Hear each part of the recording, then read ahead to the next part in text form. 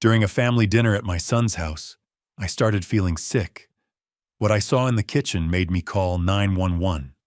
If you're watching this video, tell me where you're from or what time it is for you. My son, Ethan, called me late on a Tuesday, his voice cracking like dry wood. It was an hour past 11, and Ethan, who is 40 years old, doesn't call that late unless the world is ending. "Dad," he managed to say, the sound pulling me straight out of my worn leather armchair. "I need your help urgently." My old knees protested as I stood up. The silence on his end was thick, filled only with the sharp, quick sound of a man pacing, a sound that measures panic against pride. He finally confessed that he'd lost $75, $100 on a reckless investment. But the real catastrophe was that he'd used my small home as leverage for a part of that debt.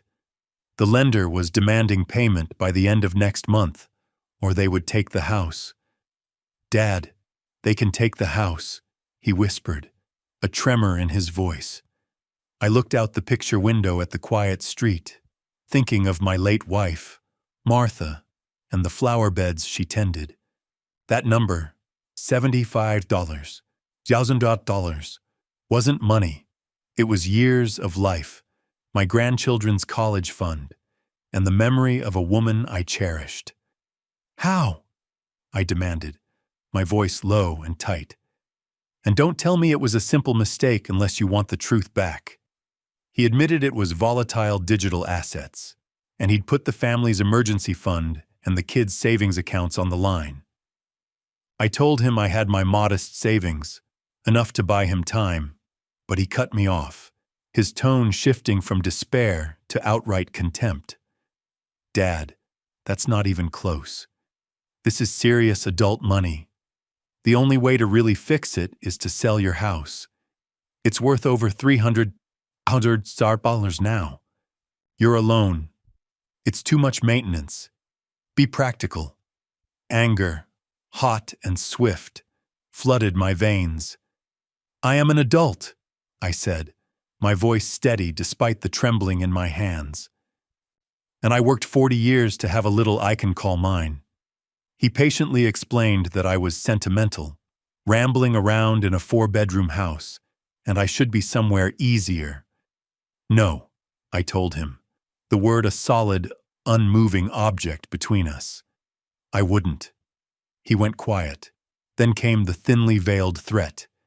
"If you won't help, really help, then I don't know what we're supposed to do." I hung up the phone, feeling the cold, hard print of his betrayal left on the receiver.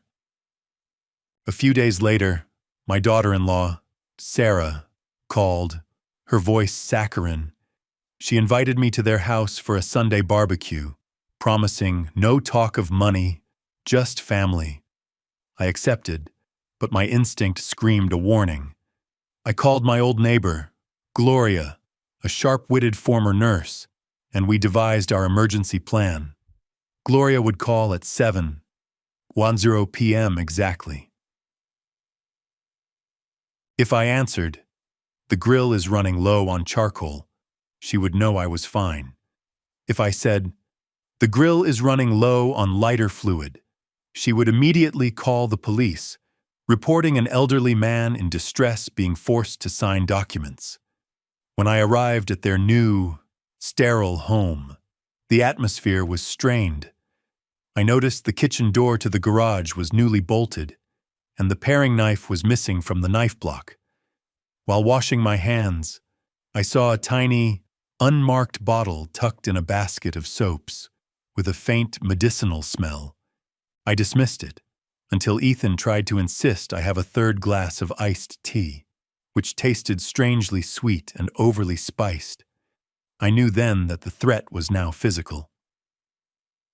I stood up quickly, feigning a sudden illness, and hurried to the kitchen, clutching my chest. I deliberately knocked over the glass of sweet tea, creating a necessary diversion. While Sarah frantically wiped up the sticky mess, I slipped the paring knife from under the countertop, its blade now coated in a sticky residue. Then, I saw the true evidence. A torn note wadded up in the trash bin. I quickly smoothed it out. The single, chilling line read, "Needs to sleep deep. Max dose for 160 labs." My worst fears were confirmed. Just as my head began to swim, the phone rang. It was Gloria. I stumbled slightly as I reached for the phone, my voice tight but clear, loud enough for them both to hear. "Gloria, the grill is running low on lighter fluid." Ethan and Sarah froze, their forced smiles dissolving into sheer terror. The local police arrived minutes later. I calmly handed the knife and the crumpled note to the officer. The doctor later confirmed I had indeed been administered a powerful sedative. At the subsequent hearing, I made the choice that defined my character. I didn't press full criminal charges, but I did secure a permanent restraining order to protect myself and my grandchildren. I refused to let Ethan and Sarah near the children's trust funds or near my property again. When Ethan, utterly defeated, stood before me, I saw not a son, but a greedy stranger. But then, I saw the broken 15-year-old who crashed my pickup. I looked him in the eye and spoke my truth. "I forgive your greed, Ethan, because greed can be cured. But I cannot forgive your betrayal of trust and the attempt to take my life and my legacy by force. You put money and comfort above your own father." I turned to the judge and stated my final decision. I would not sell the house. Instead, I established a perpetual trust in Martha's name, ensuring that house would be protected forever, and used my savings to secure the children's college funds directly. Ethan and Sarah lost their home due to the original debt, their reputation destroyed. As for me, I returned to my house, planted new roses in Martha's garden, and found peace. Real family turned out to be the people who respected the quiet promises of a lifetime. The money was just a tool. The house was the test. I passed. The air I breathed smelled like freedom, and I knew that, as long as I lived, my home was not for sale. "You're being sentimental," Ethan insisted. "I'm being faithful," I shot back. The word hung in the air, weighted with 40 years of shared life with Martha. He fell silent, then the sweet, manipulative tone returned. Varnish over pine. "Dad, please, think about Lily and Max. Think about Sarah. We could lose everything." "Then you should have protected everything," I said, hating the raw, shaking sound of my own voice. "You should have guarded your home before risking it on a get-rich scheme someone cooked up in a chat room you can't even find now." His silence curdled into resentment. "Okay," he said at last. "If you won't help, really help, then I don't know what we're supposed to do." He hung up without a goodbye.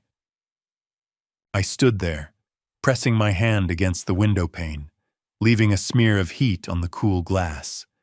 I told myself I'd think, that tonight wasn't the night for decisions.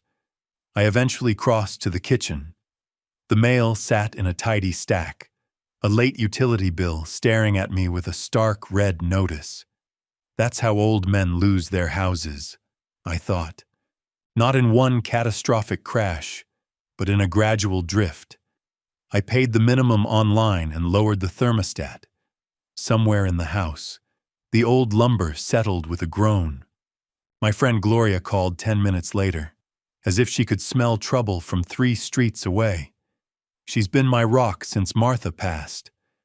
"You sound rough. Wally, what's going on?" "Ethan called," I said. Somehow those 2 words contained the entire disaster. "Ah," she sighed, understanding. "Wants you to liquidate, sell your place. He says it's practical. He says I'm rattling around," I recounted, my voice cracking. Gloria didn't need me to list what the house held. The scratch on the baseboard where Max's toy truck ate the paint, the way the morning light hit the front room, The spice jars Martha labeled in her neat handwriting. Absolutely not, Gloria stated firmly. Lock your doors. Wallace, people do desperate things when money's on fire. I wanted to protest that Ethan wouldn't go that far, but the words died in my throat. We hung up, and I went to the pantry, taking down Martha's favorite recipe card just to read her handwriting in the quiet room. I didn't sleep well. By morning, I was on my third cup of coffee. My bank statements were spread out on the table like honest witnesses. I had enough in savings to cover my own immediate needs and still offer a cushion. It wasn't $75, but it wasn't nothing. I called Ethan. Dad, he answered, distracted, clearly scrolling or multitasking. I've been thinking, I began. I can't give you the full amount, but I can give you 25 zoho right now. It would buy time. Maybe you can work out a plan with your creditors. He laughed. There was no humor in it. That's... Dad. That's pathetic. It's not even close. These aren't some credit card debts. Dad, these are serious people. I can co-sign a loan. My credit's good. Stop, he said, sharp now. Just stop with small-time thinking. I need real money. Substantial money. 25 $100 is substantial to me, I retorted. That's the problem, he sneered. Your idea of substantial isn't reality. It's pathetic. The word hit me like a physical blow. I closed my eyes and let the silence stretch.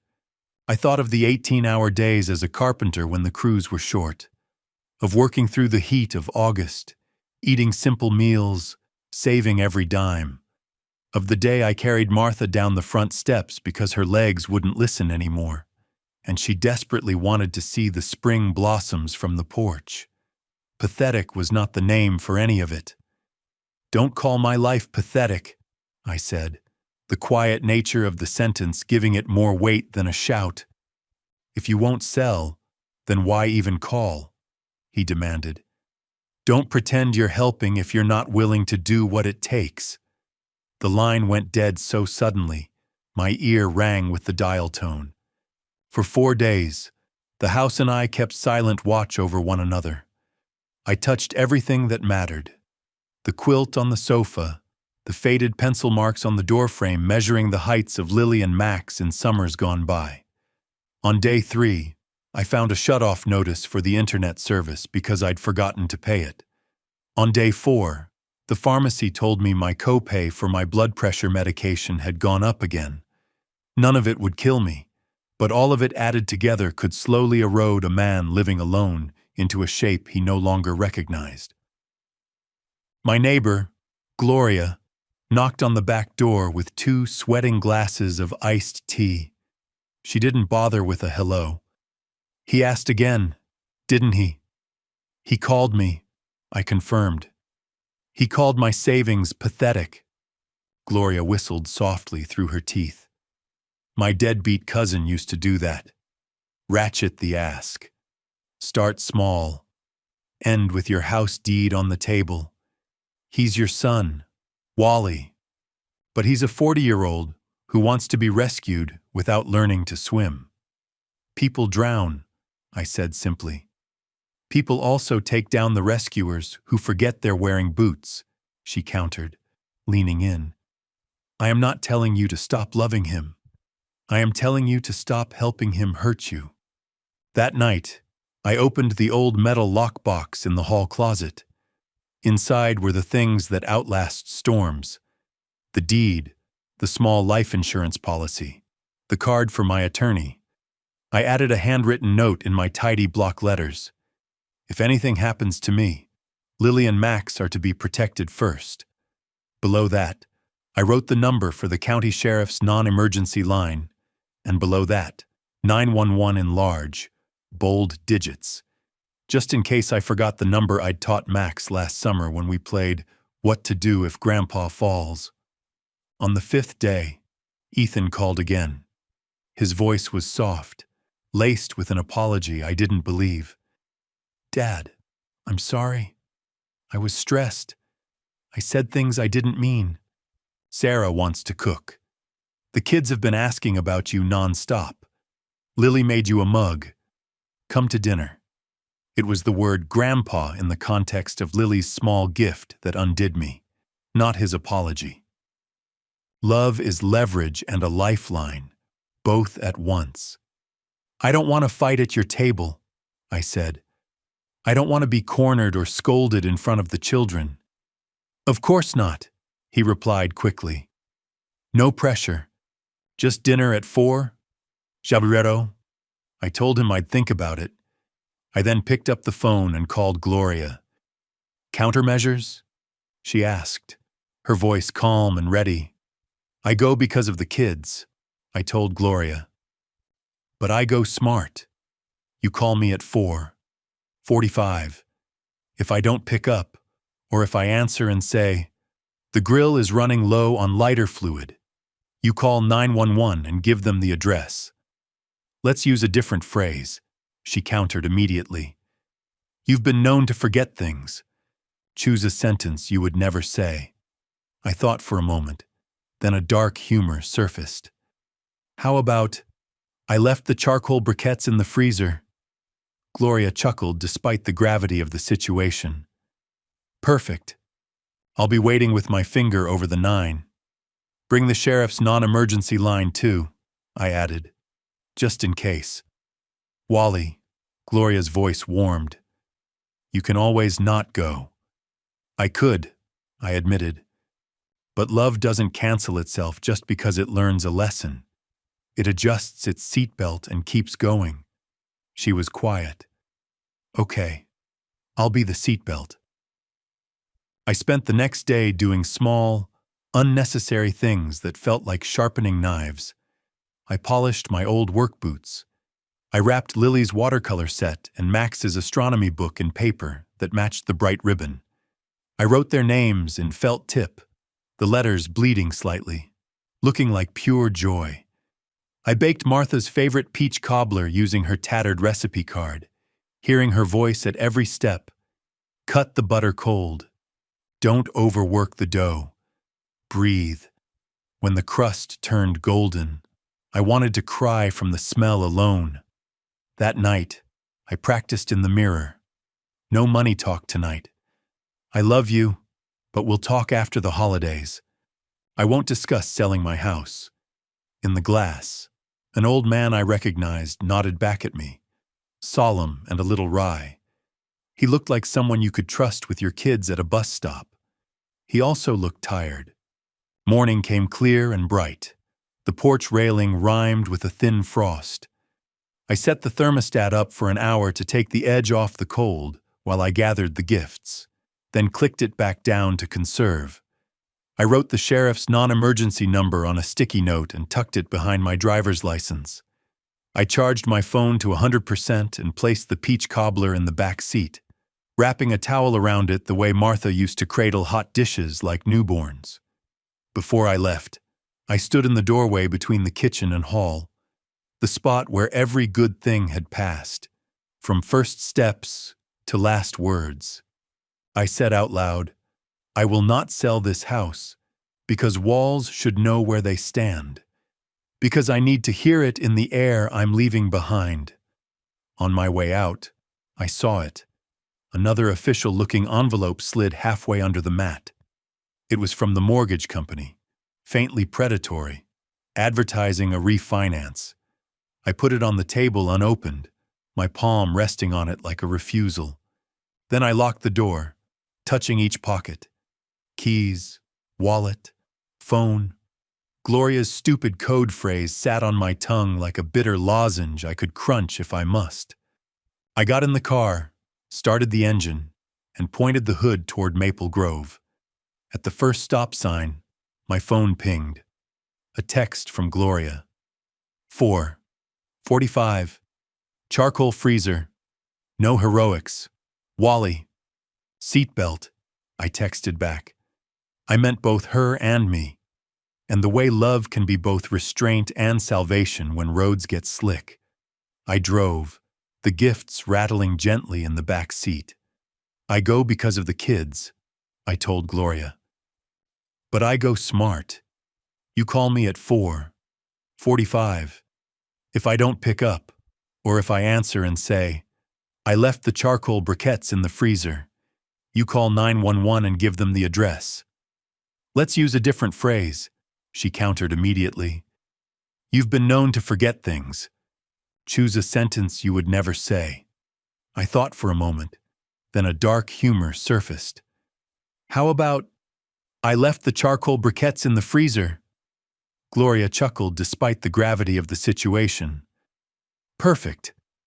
I'll be waiting with my finger over the 9. Bring the sheriff's non-emergency line too, I added, just in case. Wally, Gloria's voice warmed. You can always not go. I could, I admitted. But love doesn't cancel itself just because it learns a lesson. It adjusts its seatbelt and keeps going. She was quiet. Okay, I'll be the seatbelt. I spent the next day doing small, unnecessary things that felt like sharpening knives. I polished my old work boots. I wrapped Lily's watercolor set and Max's astronomy book in paper that matched the bright ribbon. I wrote their names in felt tip, the letters bleeding slightly, looking like pure joy. I baked Martha's favorite peach cobbler using her tattered recipe card, hearing her voice at every step. Cut the butter cold. Don't overwork the dough. Breathe. When the crust turned golden, I wanted to cry from the smell alone. That night, I practiced in the mirror. No money talk tonight. I love you, but we'll talk after the holidays. I won't discuss selling my house.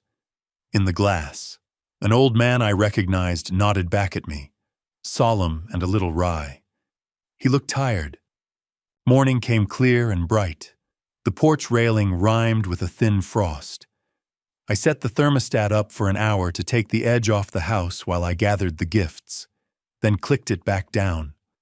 I wrote the sheriff's non-emergency number on a sticky note and tucked it behind my driver's license. I charged my phone to 100%. I placed the peach cobbler in the back seat, wrapping a towel around it the way Martha used to cradle hot dishes. Before I left, I stood in the doorway between the kitchen and hall, the spot where every good thing had passed. I said out loud, I will not sell this house, because walls should know where they stand, because I need to hear it in the air I'm leaving behind. On my way out, I saw another official-looking envelope slid halfway under the mat. I put it on the table unopened, my palm resting on it like a refusal. Then I locked the door, touching each pocket. Keys, wallet, phone. Gloria's absurd code phrase sat on my tongue like a bitter lozenge I could crunch if I must. I got in the car, started the engine, and pointed the hood toward Maple Grove. The warm peach cobbler was radiating memory from the back seat. A plan was riding shotgun. Whatever waited at my son's table, I was not going empty-handed, and I was not going undefended. If I was careless tonight, their greed wouldn't need a cold wind. It would use what was already simmering on their stove. The late afternoon sky was the color of unpolished pewter when I pulled up to their place. Lights braided the eaves and blinked without pattern. The front walk was clear, too clear. Salt had been spread right up to the sill, like someone wanted to be sure the path in was easy and fast. I balanced the cobbler, the two gifts, and knocked. The door swung open, and Max hit me at the knees hard enough to test my balance. "Grandpa!" he yelled, smelling of damp air, toothpaste, and little boy all at once. Lily hovered behind him, something homemade cupped in both hands, her face set in that careful way of hers, when she wants something to go right more than she wants to show it.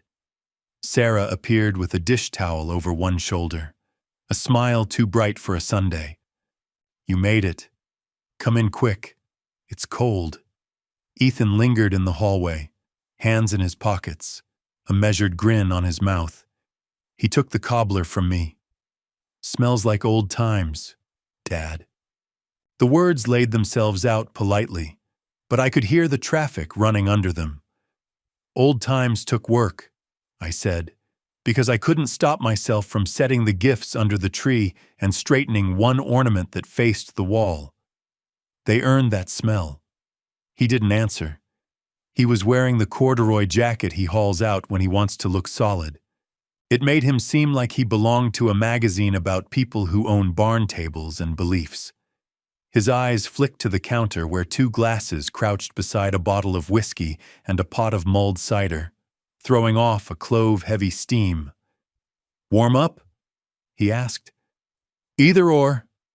I've never drunk much in that house. Not out of virtue, but out of wanting all my senses when the children were here." "Maybe later," I said. "Let me wash up. Bathroom's down the hall." He said it like we'd never met this hallway. "Kitchen sink is fine," I said, and moved past him, because kitchens tell the truth about a family faster than any mantelpiece. The kitchen was the same as last year, yet not the same.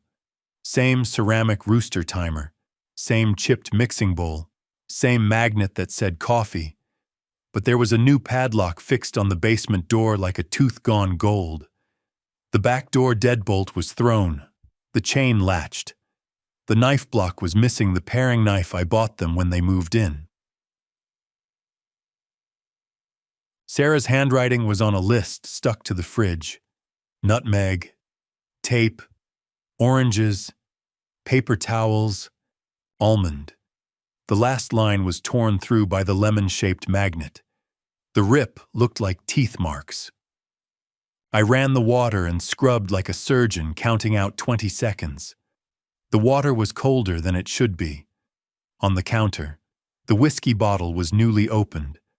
Beside it was a small glass jar with the label peeled off clean.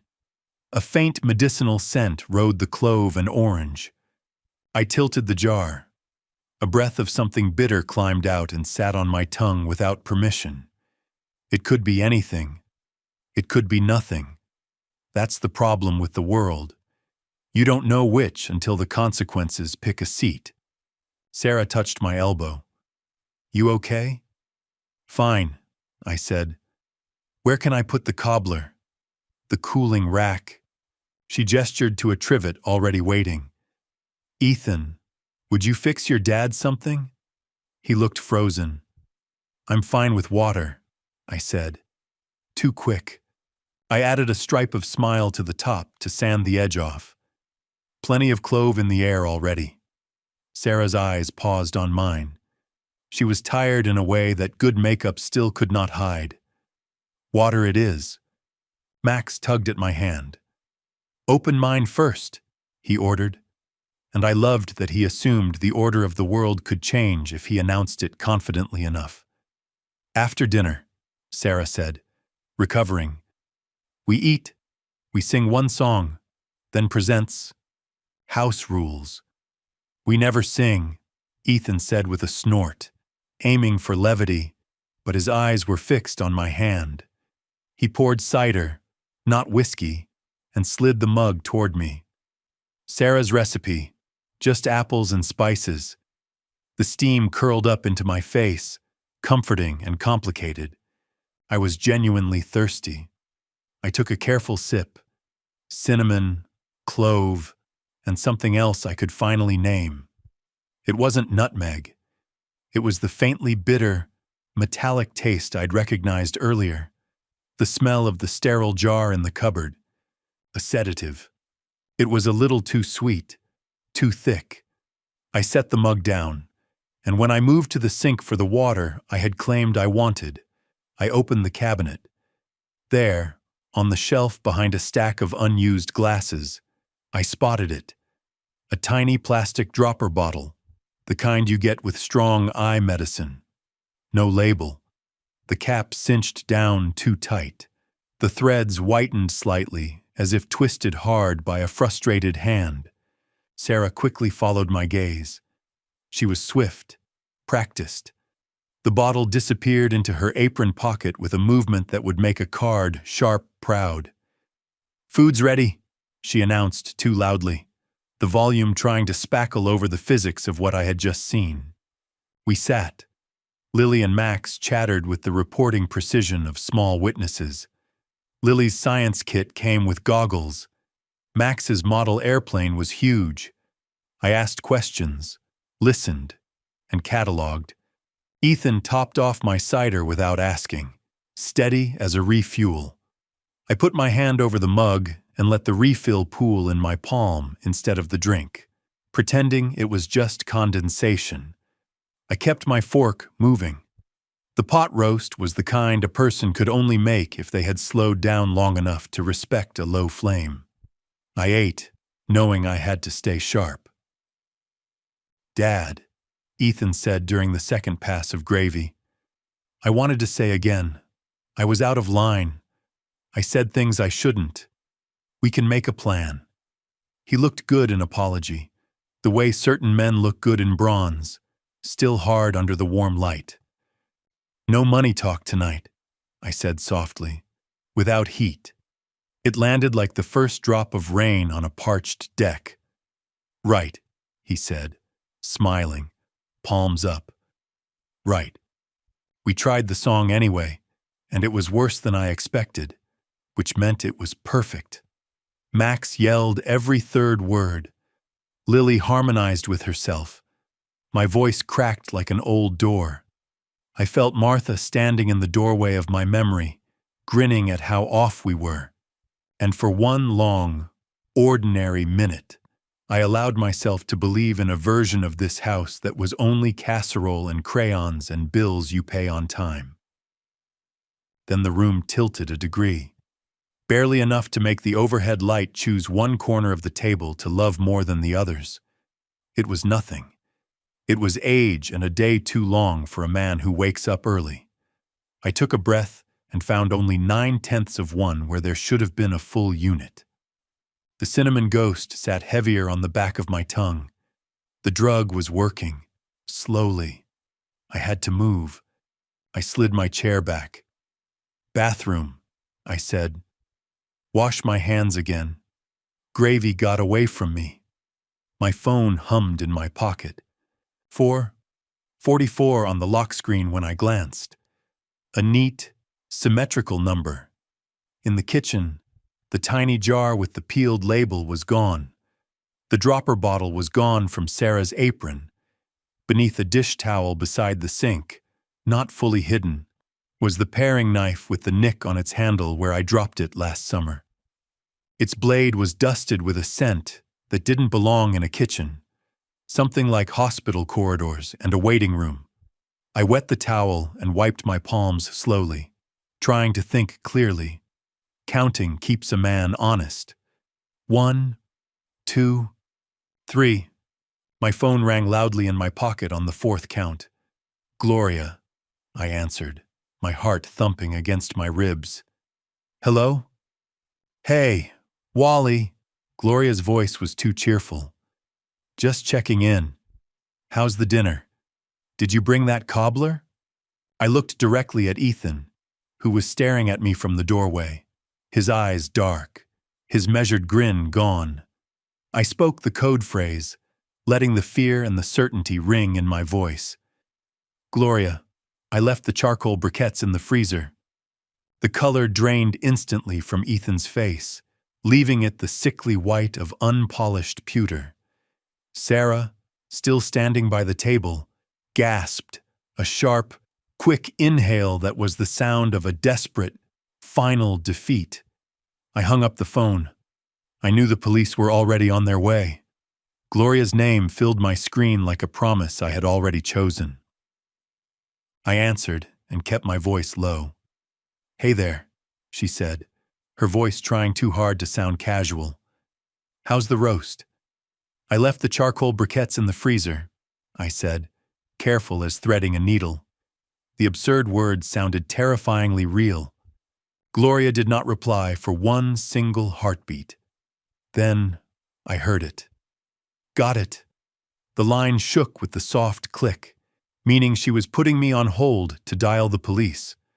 I hung up before she could come back. If I kept her on the line, I'd talk to the feeling in my throat instead of the facts in the room. I slid my phone into my pocket and opened the cabinet beneath the sink, using the noise of the trash can lid sticking to cover my movement. Behind the cleaning supplies and a mountain of plastic shopping sacks, wedged against the backboard, were two more of the tiny dropper bottles, their caps on crooked as if closed in a rush. One was half full of something the color of watered-down tea. I straightened quickly, closing the cabinet with my knee. Ethan leaned on the doorframe, all false nonchalance. "You good? The pie in the oven smells incredible." "It does," I agreed. "Timer set?" He tapped the rooster timer with 2 fingers. "Yep, 5 more minutes." The house had a new sound now I could not ignore. The quiet of breath held. Even Lily and Max were softer at the table, sensing what children sense better than any instrument, pressure. "Let me drop this in the trash," I said, lifting the dish towel. The lid to the can under the sink stuck, giving way with an abrupt clatter that showed me everything inside at once. Onion skins, a tomato end, the safety strip from the whiskey bottle with ragged teeth marks, and a folded page torn from a spiral notebook. I quickly recognized the handwriting. The list was not a grocery list. The 4th line read, "Wally's Place Sale?" The question mark was thin, written with a hand that wanted to be careful and failed. I let the lid fall. The clatter was loud. In the dining room, Lily looked up. "Present time?" Max asked, sensing an opening. Sarah stood, wiped her hands, and smiled at me with a softness so carefully arranged. It might as well have been ironed. "Presents," she agreed. Her eyes slid to my mug. "You didn't drink." "Too sweet," I said. It was true, and it was not the truth. The safest proportion you can mix when the room smells like lies and trouble. My phone hummed once more in my pocket. Not a call, a text now. A green bubble from Gloria. 3 words. "Help's rolling in." The dining room felt smaller all at once, as if the walls had remembered how to take a step inward. I picked up the cobbler cutter, the one with the scalloped edge, and carried it like a preacher carries a bookmark. "Let's do Lily's first," I said. My voice was easy, my footwork light, the way you walk on black ice. Lily handed me a box wrapped in paper that had been folded and refolded 3 times. I made a big business out of peeling the tape, stalling for the inevitable siren I knew was coming. Gloria's name filled my screen like a promise I had already chosen. I answered and kept my voice low. "Hey there," she said, her voice trying too hard to sound casual. "How's the roast?" "I left the charcoal briquettes in the freezer," I said, careful as threading a needle. The absurd words sounded terrifyingly real. Absurdity was useful. It meant the truth was working. Gloria did not reply for one single heartbeat. Then, I heard a decisive, "Got it." The line shook with a soft click, the sound of her phone moving from one call to the next. My friend was the kind of person who understood that fear is a muscle you warm up, not a siren you save for the last minute. I hung up before she came back. If I kept her on the line, I'd talk about the feeling in my throat instead of the facts in the room. I slid my phone into my pocket and opened the cabinet beneath the sink. Cleaning supplies, a roll of trash bags, a little mountain of plastic shopping sacks folded into triangles the way Martha used to do. Behind those, wedged against the backboard, were 2 more of the dropper bottles, their caps on crooked, closed in a rush. One was half full of something the color of watered-down tea. Footsteps approached. I straightened, closing the cabinet with my knee, turning the faucet on to mask the small clack. Ethan leaned on the doorframe, all forced nonchalance. "You good?" The cobbler in the oven smells incredible. It does, I said. Old men wash their hands a lot. He grinned. You're not old, Dad. The word landed with a chime meant as a pat on the head. The house had a sound now I could not ignore. The quiet of breath held. Even the kids were softer at the table, sensing what children feel better than any instrument. Pressure. Let me drop this in the trash, I said, lifting the damp towel. The lid to the can under the sink stuck, but when it gave, it did so with an abruptness that showed me everything inside at once. Onion skins, a tomato end, a label I recognized, the whiskey's safety strip, its teeth marks ragged, and a folded page torn from a spiral notebook, half smoothed. The first 2 lines were numbers. The third was a name I didn't know. The fourth line read, Wally's Place Sale? The question mark had been written with a hand that wanted to be careful and failed. I let the lid fall. The clatter was louder than it should be. In the dining room, Lily looked up. Present time? Max asked, sensing an opening. Sarah stood, wiped her hands, and smiled at me with a softness so carefully arranged, it might as well have been ironed. Presents, she agreed. Her eyes slid to my mug. You didn't drink. Too sweet, I said. It was true, and it was not the truth. The safest proportion you can mix when the room smells like lies and trouble. My phone hummed once more in my pocket. Not a call, a text now. A green bubble from Gloria. 3 words. Help's rolling in.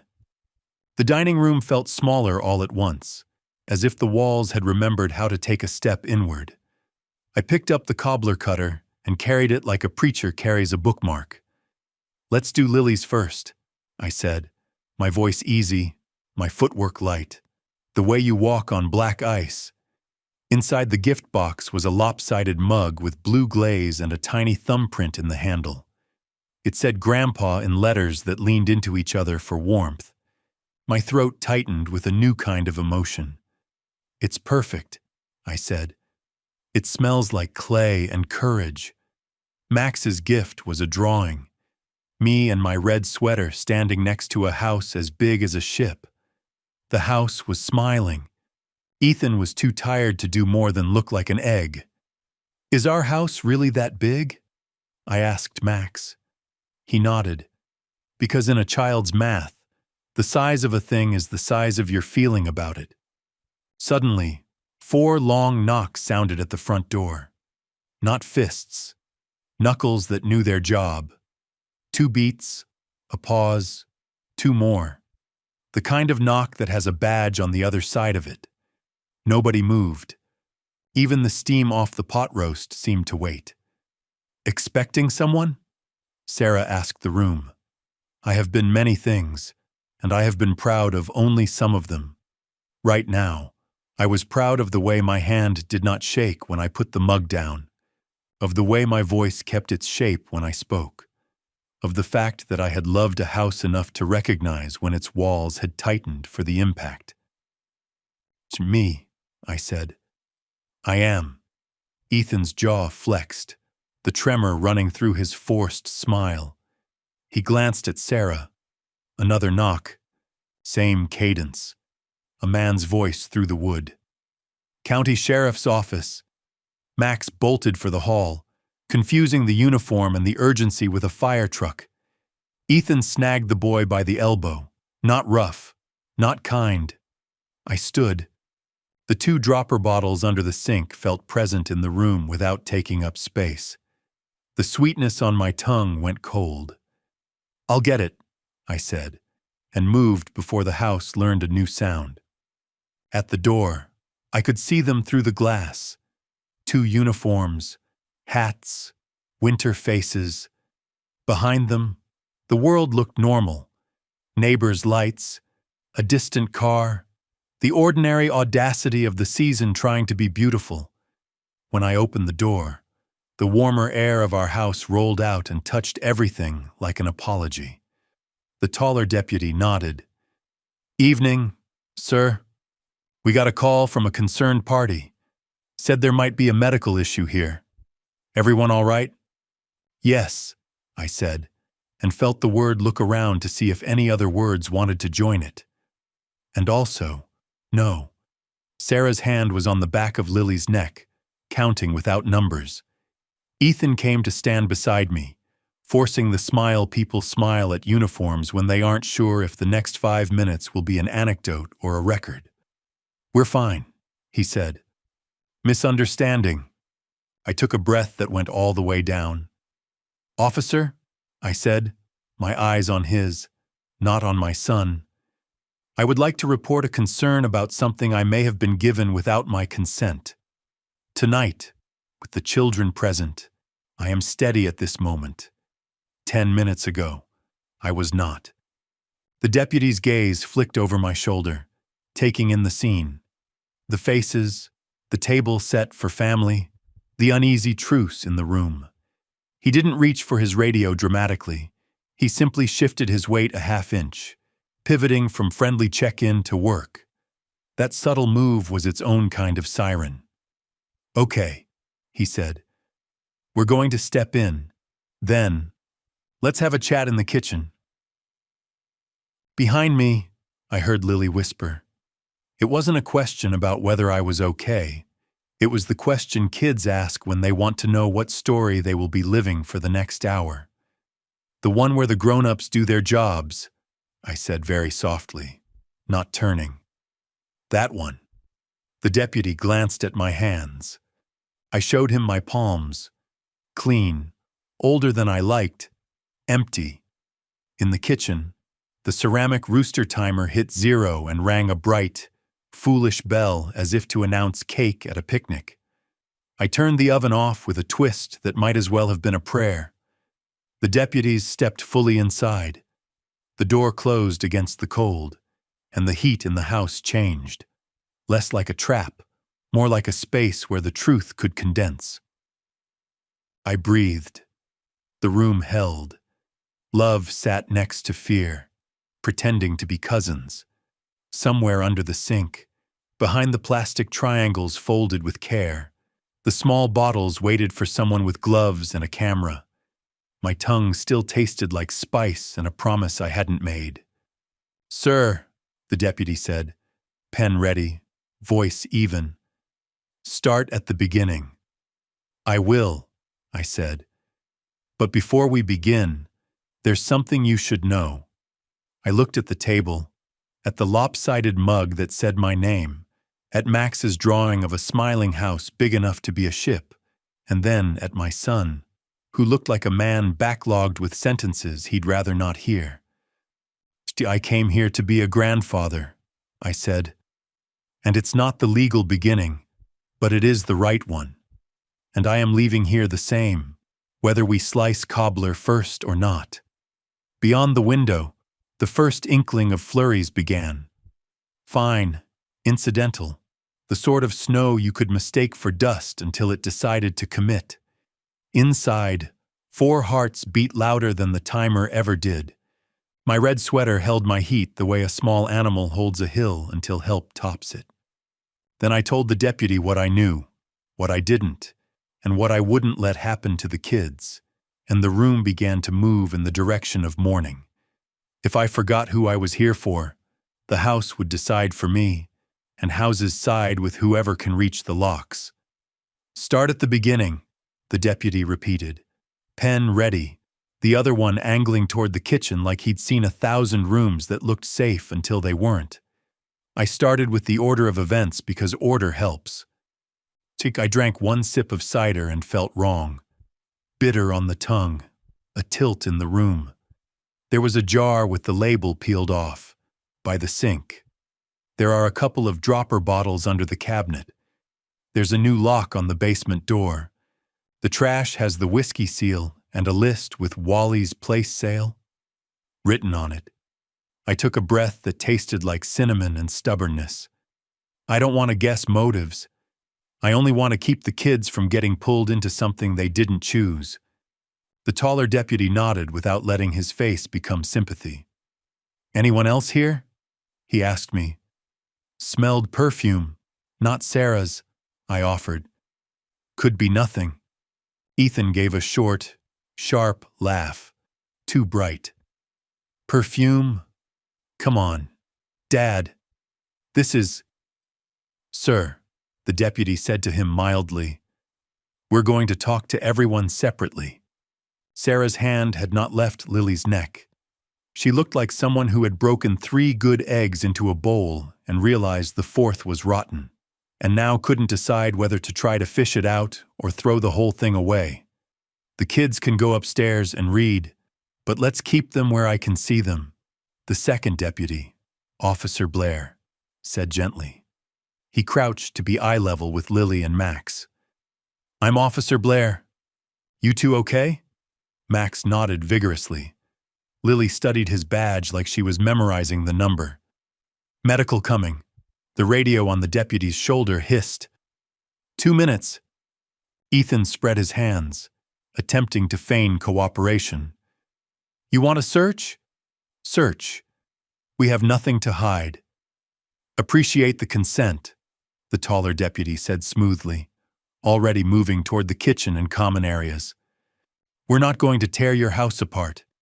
Just making sure everyone's safe. He snapped photos with his phone first.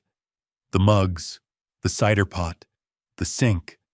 Before he touched anything, he lifted the towel I used to dry my hands. He paused at the paring knife, looking at the blade the way a man looks at a cloud before he decides whether to cancel a picnic. He opened the cabinet under the sink and exhaled through his nose in a way that wasn't a sound so much as a record of discovery. Well, look at that. 2 small bottles, caps on crooked, liquid the color of weak tea. He called their existence in like a fisherman calling out weights. Blair, evidence kit. Ethan's smile stiffened. That could be anything. Flavoring, bitters, essential oils. Could be, the deputy said. We'll see. The knock of boots on the porch announced the paramedics before I saw them. The room filled with the old carnival of emergency. A paramedic with kind eyes and salt at his temples snapped gloves on. What's going on, sir? He asked me, already looping a pulse ox on my finger like it was a ring I forgot to wear. I gave him the short version. He took my blood pressure and frowned in that careful way that means not disaster, but also not nothing. Pressure's soft, pupils a little sluggish, he told his partner. Any meds tonight, sir? Anything new? Just my usual. The cider, 1 sip. Any history of arrhythmia? Fainting? No. I looked past him at the table, at the lopsided mug that says Grandpa. If I go with you, I don't want the kids left here. If this is what it looks like. We're not leaving them in a bad situation, Officer Blair said as if answering a fear he kept on a shelf in his own house. Sarah spoke for the first time since the deputies came in with their winter on their shoulders. I didn't put anything in your drink, she whispered to me. I wouldn't hurt you. Then who did? The words were out before I could make them kinder. She looked at Ethan. He shook his head. A tiny, rapid denial. His voice worked up a layer of indignation.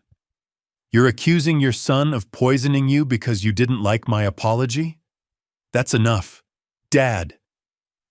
That's enough, the taller deputy said, cutting him off. He positioned himself between us with the practiced ease of a man who knows where the conflict spot is in every home. Sir, to me, he said, we're going to recommend you get checked out at the hospital. We'll collect what we can here, document it, and file a report. We'll also be contacting Child Protective Services to advise. Sarah's eyes jumped to her kids, as if the word itself were a hand reaching for them. It's Christmas week. Safety doesn't take holidays, Blair said, not unkindly. Ethan's phone lit up on the counter. A name flashed on Ethan's phone. Nate, followed by 3 words. Door in 5? Ethan lunged to flip it face down. Too late for the deputy's eyes not to catch it. Expecting someone? Officer Blair asked. Friend, Ethan said, dropping off a thing. Let's keep the door closed for friends for a bit. The deputy didn't smile. The paramedic peeled open an EKG sticker with a kind of crispness that told me he did this a dozen times a shift. We'll get you on the monitor here. If you don't want to ride in, you'll sign a refusal, but I'm telling you, soft pressure and odd taste. I'd go in. I looked at Lily and Max. Their faces were like open books nobody taught me to read. My neighbor, I said. Gloria, can she take them? Just tonight. I trust her. Call her. She's in my phone under seat belt. Blair nodded. We can make that call if Mom consents. He looked to Sarah. She hesitated. Her eyes went to Ethan. In that small turn of her head, I saw a decade of compromise. The difference between a house and a hostage situation can be realized in half a second of permission. Yes, she said finally, her voice thin, tears finally getting their purchase. Yes, if it keeps them from seeing things. Ethan snapped. What are they going to see? Sarah? Their grandfather making a scene. The charming man in the corduroy jacket went out of his voice like a light in a stairwell nobody uses. You're not taking my kids anywhere. They are not your bargaining chips, I heard myself say, and the paramedic gave me a look that said, Keep it cool for me, sir. Officer Blair's radio crackled, a punctuation mark. He tilted his head to listen as he talked to me. Sir, here's how this goes. We'll do a protective check. We'll get the children out of the room for a bit. If you consent, ma'am, we'll let your neighbor take temporary care until we can get family services guidance. If there are substances in play here, the safest place for them is not within reach of children. That's our whole job right now. Sarah nodded again. Call her. The paramedic helped me stand slowly, the way you stand a ladder when you know one leg is a little shorter. The room rocked a fraction and then remembered itself. The paramedic's partner called from the kitchen. Jar, 2 droppers, towel, knife bagged. Basement door is locked.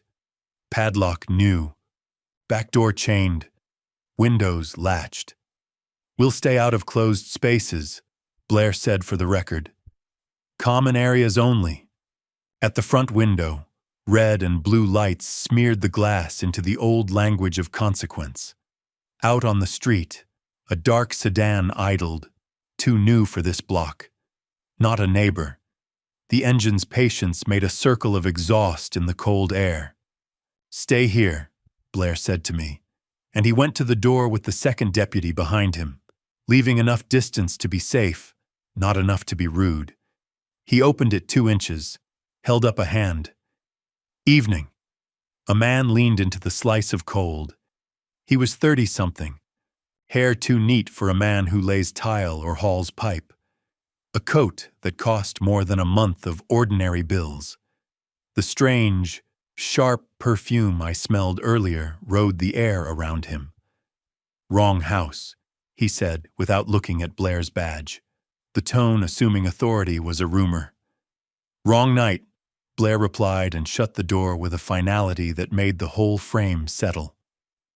He threw the deadbolt because sometimes a man's body does what a man's mouth can't. Nate, I said to Ethan. My son's eyes moved like a man who hears the name of a problem he thought wasn't yet a noun. The game was over. A name flashed on Ethan's phone. Nate, followed by 3 words. Door in 5. He reached to flip it face down. Too late for the deputy's eyes not to catch it. Expecting someone? Officer Blair asked. Friend, Ethan said, dropping off a thing. Let's keep the door closed for friends for a bit. The deputy didn't smile. Is that who you invited? I asked. Ethan looked at me like I was a dead limb he had to decide whether to cut before spring.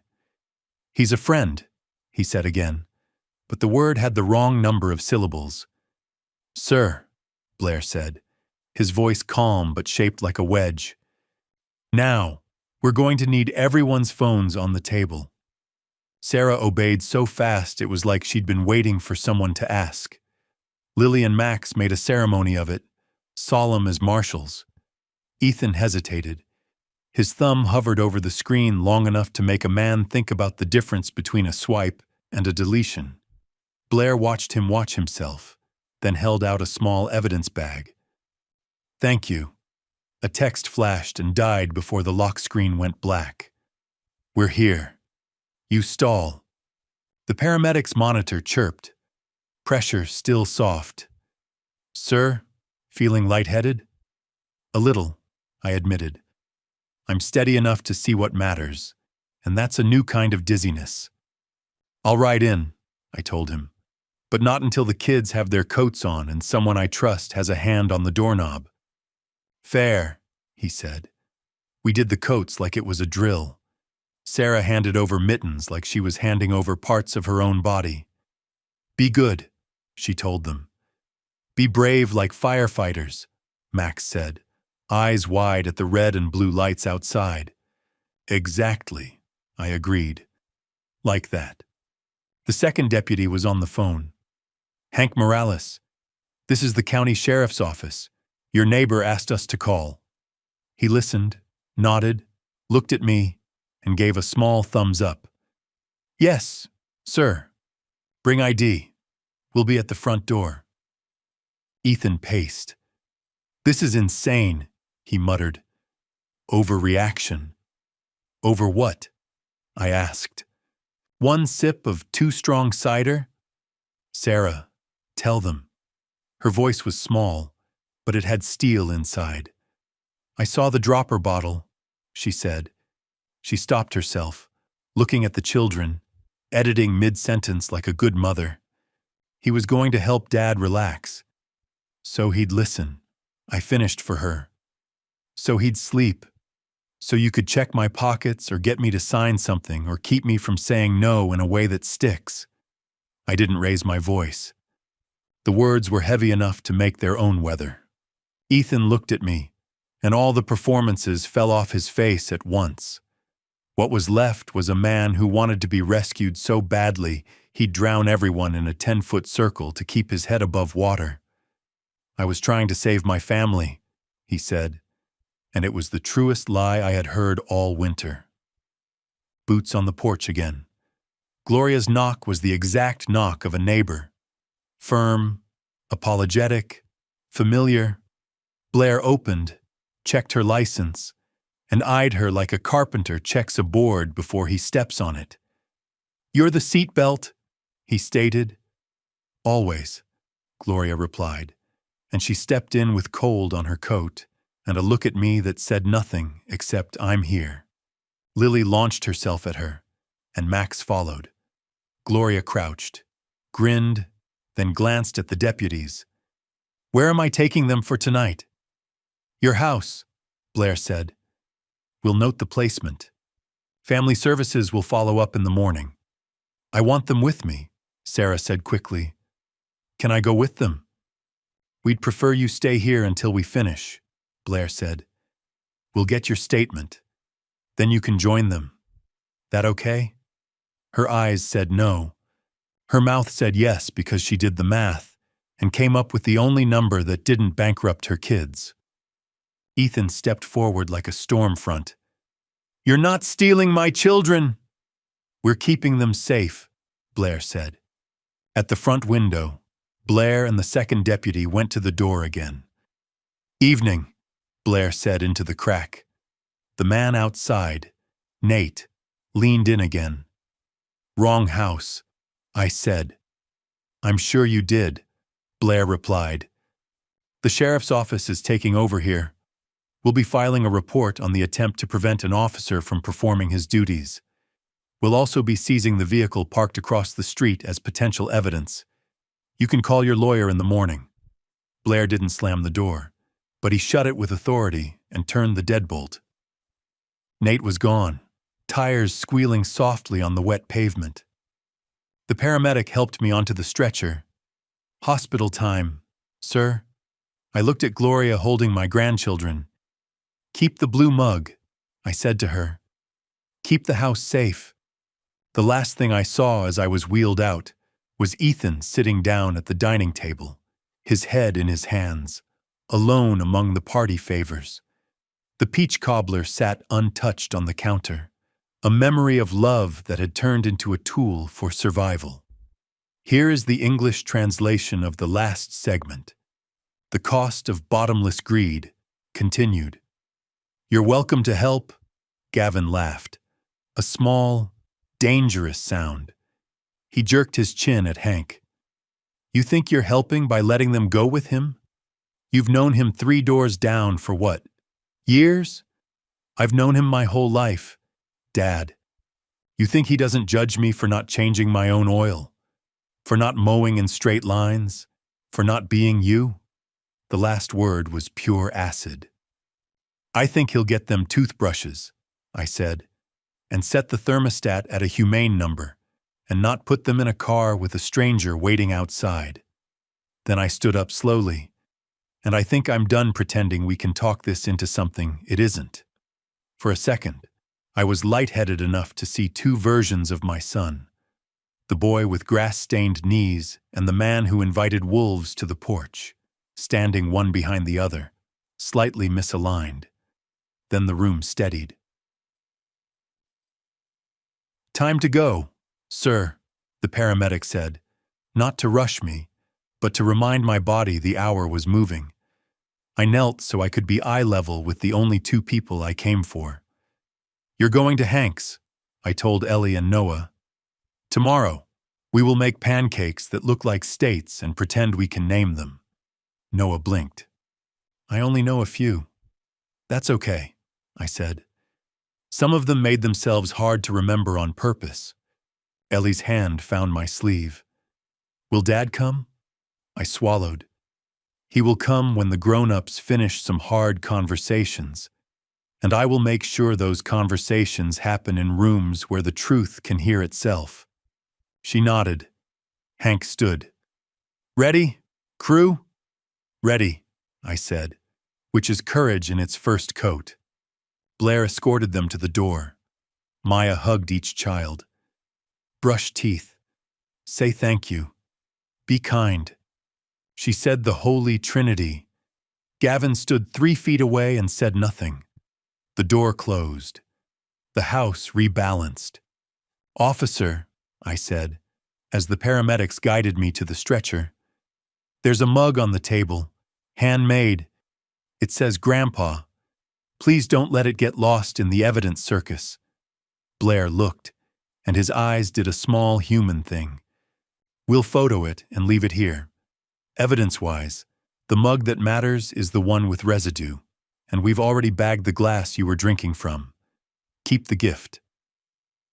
I breathed out something I hadn't known I had been holding. "Thank you."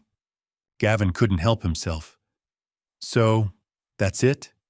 You call the cops, wreck my family's Christmas, and then you get to be the hero in an ambulance?" I met his eyes. "Exactly. Once I called a friend. He called the law. And none of this is about Christmas." He moved like he might try to step between me and the stretcher. Blair's hand came up, not even close to touching him, and somehow the space filled with the word no so clearly he stopped. "Don't," Maya whispered, the syllable carrying all the weight a life can build. The paramedics and I performed our dance. I lay back. The stretcher clicked. I was wheeled to the door. Cold hit my face like truth. On the porch, Hank was buckling Ellie into his back seat, his breath making small ghosts. He looked up, our eyes caught. "Stay strong. Wally, he said without words. I closed my eyes. Gloria lifted 2 fingers in a salute she only used when I was doing something she approved of and hated. Pancakes, she mouthed. States, I mouthed back. The paramedics loaded me. The red and blue lights folded across the windshield in the light snow, like someone was trying to teach the neighborhood new colors with a ruler and a light bulb. Inside the rig, the kind-eyed paramedic adjusted the blanket.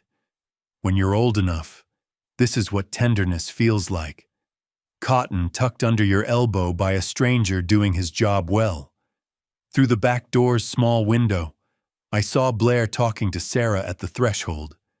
Her face was bare. Whatever she had to spend on defending, she had spent. What was left was a woman who would be making lists before dawn. Lawyers, schools, winter boots for kids who grow faster than budgets. Ethan stood alone in the hall, a man in a jacket meant to communicate solidity, but he looked smaller than the coat. The doors thumped shut. The paramedic gave me the look men give each other when they have both built things and had them fall down in front of witnesses. Hospital's 20 minutes. You did the right thing, sir. Feels like tearing a bandage off skin that still needs it, I said. Better than letting the wound close over something that doesn't belong there, he replied. We rolled. The siren didn't blare. We didn't need speed. We needed arrival. My phone buzzed against my ribs. A text from Gloria. Kids okay. Purple and blue coats achieved. Call when you can. House warm at 70 'cause I'm not a monster. I grinned despite myself. I texted back with clumsy thumbs. Don't spoil them. Then spoil them. Streetlights blinked through the frost. The town, the one I taught my son how to ride a bike in, the one where Martha found the good cinnamon, went by at a pace a man could forgive. At the hospital, the paramedics handed me to nurses who smelled like soap and the kind of focus you can't teach. Vitals, lab tubes labeled like cousins, questions in pairs. We'll do a screen, a nurse said. We see this more than you'd think. I didn't ask her what this meant. I had my own definition. I told her I hoped they wouldn't charge extra if they found nutmeg, and she took my attempt at humor in stride. When she left, I looked at the ceiling and did the arithmetic I had been avoiding. If the tests showed something, there would be forms to sign and statements to give. Words like intent, exposure, and risk of harm would sit on papers with spaces under them for my name. There would be no easy way out that was both kind and honest. There would be mornings when Lily asked me if a house could stop loving someone who lives in it, and I would have to answer without breaking anything. My phone shivered again. A message from a number I didn't know. We can still talk if you're reasonable. No name. I set the phone face down and breathed like a man counting down a clock. 20 minutes later, Gloria sent a photo. 2 kids asleep under a flannel throw. I recognized the one with geese that always looked like it would rather be a quilt in a cabin. Between them on the coffee table sat a mug, my new blue mug, full of crayons like fireworks. Gloria had already put it to work, the good kind. I texted back, "Tell them I'll call for breakfast. Save some syrup for me." I let myself close my eyes. When you've been the adult in the room long enough, sleep can feel like negligence. Tonight, it felt earned. I woke to a nurse's shoes and the beep of a monitor. "You're staying overnight," she said. "Observation. Your labs show a sedative. We'll know more in the morning." "Is it the kind that makes you talk nonsense?" I asked, because humor was the only pocket change I always had. "The kind that makes you compliant," she corrected gently. "But the good news is, you'll be fine." "I know," I said. "The house is not for sale." I had said it out loud again, and in the quiet of the hospital room, it sounded like a vow. My house, my rules, and my grandchildren were safe. The cold had tried to finish what greed started, but tonight, the walls had held. She smiled despite herself. It was the kind of smile that could make you trust. You did the right thing coming in. Did I do the right thing leaving them? The question was out before I could be brave enough to keep it. You didn't leave them, she said, tucking the blanket like the paramedic did, like Martha used to do at 3:00 a.m. when the house was big and the furnace was loud. You sent them where they'd be okay. That was the line I carried with me when the lights dimmed to hospital twilight and the world became beeps and sheets. That and the small photo on my phone of 2 kids and a mug that spelled a name I earned the hard way. Red and blue had flashed. People did their jobs. The night tilted and didn't dump us. Tomorrow there would be court words and papers, and men who smelled like perfume waiting in cars that didn't belong on our block. But tonight my grandchildren were asleep in a house that only kept one kind of bottle under the sink. Vinegar. If I stumbled tomorrow, it wouldn't be because I forgot what I was there for. It would be because the road threw ice at honest tires. And if that happened, I knew who had the sand and where he kept it. If I went in angry, the judge would only hear the storm. If I went in clear, maybe she'd hear the nails that keep a house together. Hospitals have a dawn that isn't sunrise so much as permission. A nurse wheeled me to discharge with a printout that said sedative detected in words that didn't blink. Follow up with your primary, she said. Drink water, rest, let the officers know if you get headaches or dizziness. I have a neighbor with opinions, I told her. He'll enforce the water part. Gloria was in the lobby already, a paper cup in her hand and my red sweater folded over her forearm like a flag that learned manners. "My kids ate pancakes shaped like Idaho and New Jersey," she said. "We're working up to the more ambitious ones." "She saved Texas for when we have a whole afternoon," I said. She looked at my discharge papers, her mouth a tight line she didn't make me comment on. "County called while you were asleep. Emergency hearing at 2. Family division. They'll cover placement for the kids and some protective stuff for you if you want it." "Wanted isn't the verb," I said.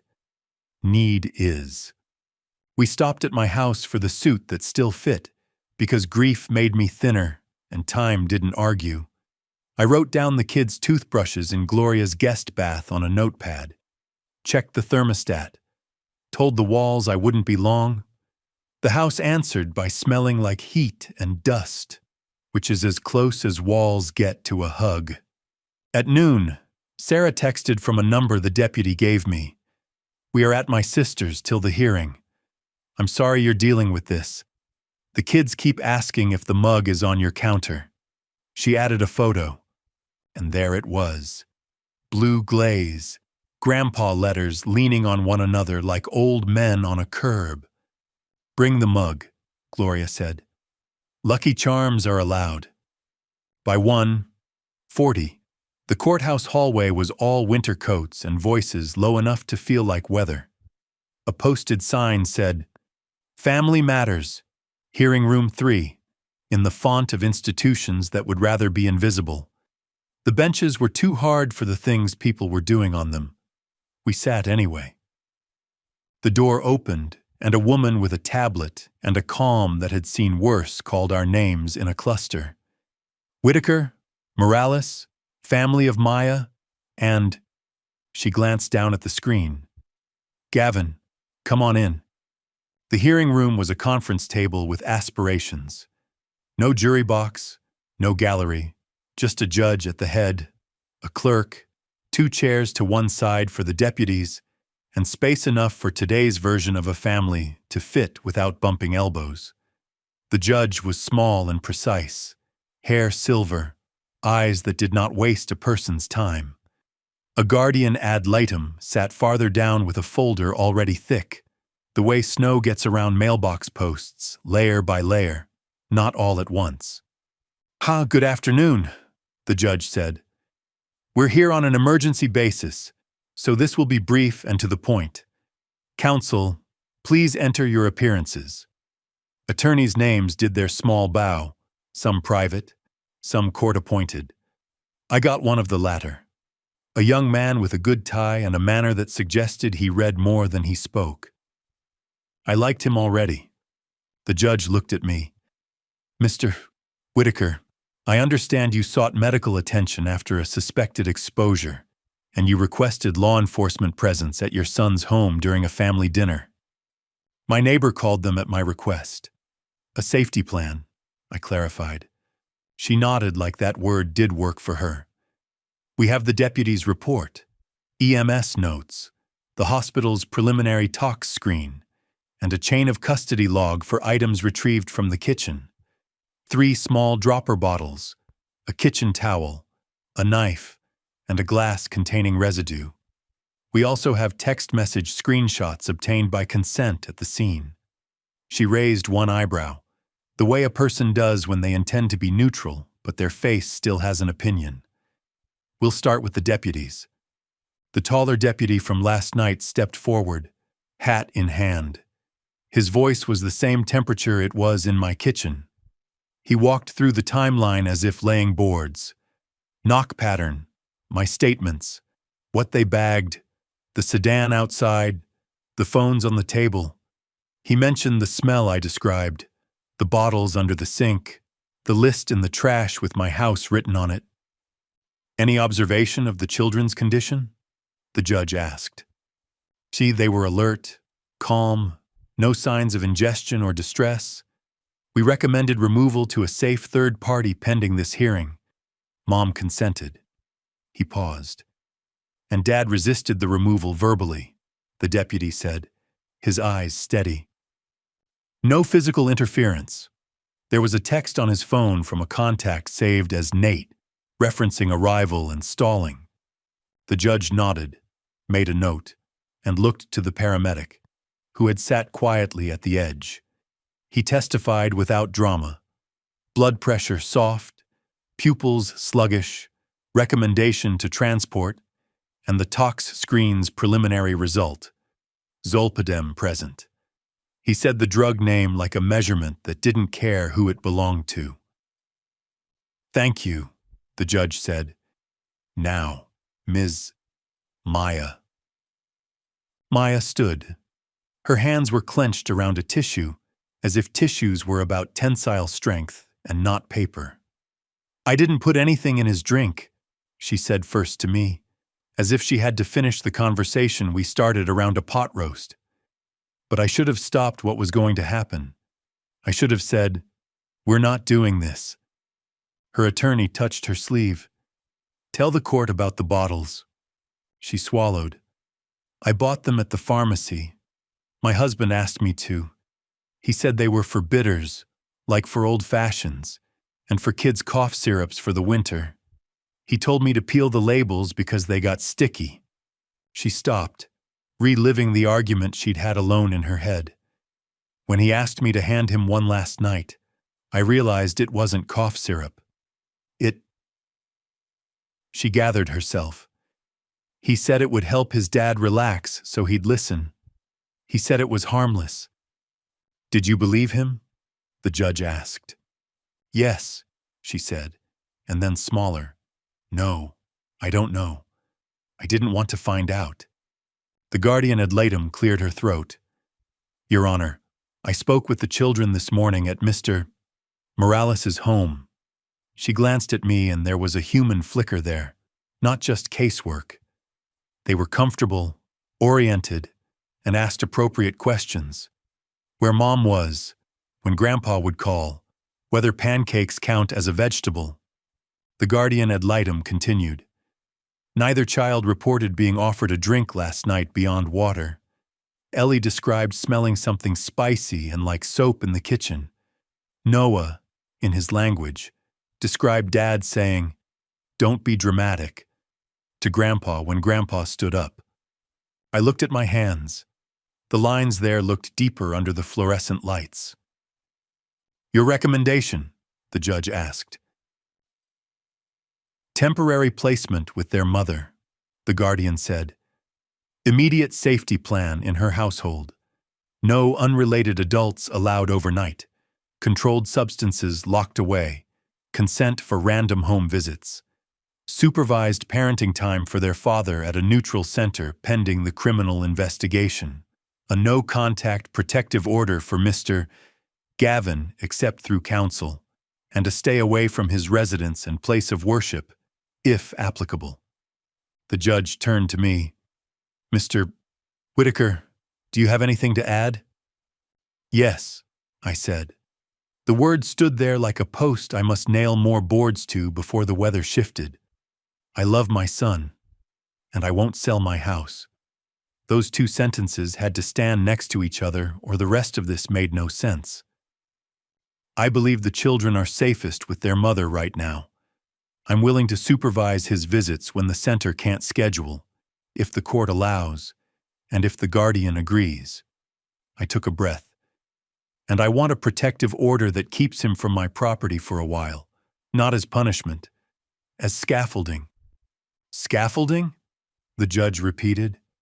So he can build something without leaning on me, I said. Gloria's hand rested on the table edge next to mine, not touching, like a guardrail you didn't have to test to know it would hold. The judge nodded and then looked toward the door where late arrivals slipped in on soft soles.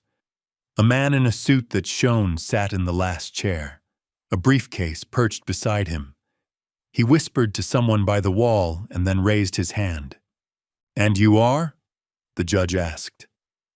"On counsel for Mr. Gavin," he said smoothly. "He'll be here shortly." "No," she said, not unkindly. "He missed case call. He can review the recording later." She proceeded. Gavin's lawyer tried a smile built for other rooms. "If I may, Your Honor, I'd like to present a letter from a mobile notary regarding a planned visit last night. It may clarify that my client's intention was to bring lawful order to a family asset, not to—" "Bring it up," she said. The clerk took the letter and passed it to the judge. She read, her eyebrow climbing its small ladder again. "Interesting." "What is it?" the guardian asked. The judge set the letter down with a care that suggested she might later touch it with gloves. A mobile notary reports being booked by Mr. Gavin for a time-flex visit yesterday evening to witness signatures on a quitclaim deed transferring ownership of Mr. Whitaker's residence to Mr. Gavin. The notary declined when told the signatory was elderly and likely to be emotional, and that "We'll keep the lights low so he doesn't get agitated."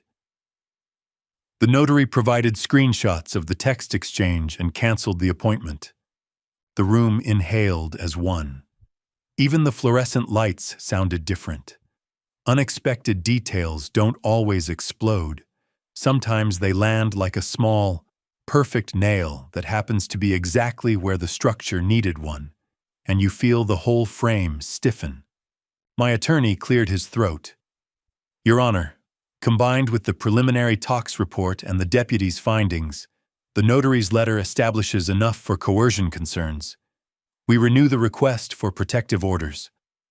"I'm granted," the judge said, not waiting for him to finish the sentence.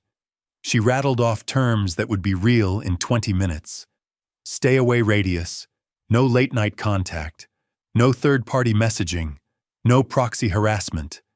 She ordered exchange of the children at a supervised site, not in parking lots. She ordered a key surrender if my son had duplicates to my house. She said the words, temporary custody and without prejudice. And by the time she finished, a map of the next month lay on the table like a new street plan. "Ms. Maya," the judge added, "there's one more matter. The dropper bottles. Did you purchase the contents?" Maya looked like the floor just shifted.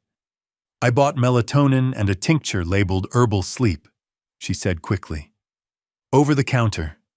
I didn't purchase Zolpidem." "Your Honor," the deputy interjects. "To clarify, 2 bottles contained liquid inconsistent with the labeled products. One appears to be dissolved tablets. The third smells of whiskey. All labeled bottles we've located at the residence remain sealed. Understood, the judge said. Then to Maya, "Ma'am, this is not a criminal tribunal for you today, but your house must be boring for a while.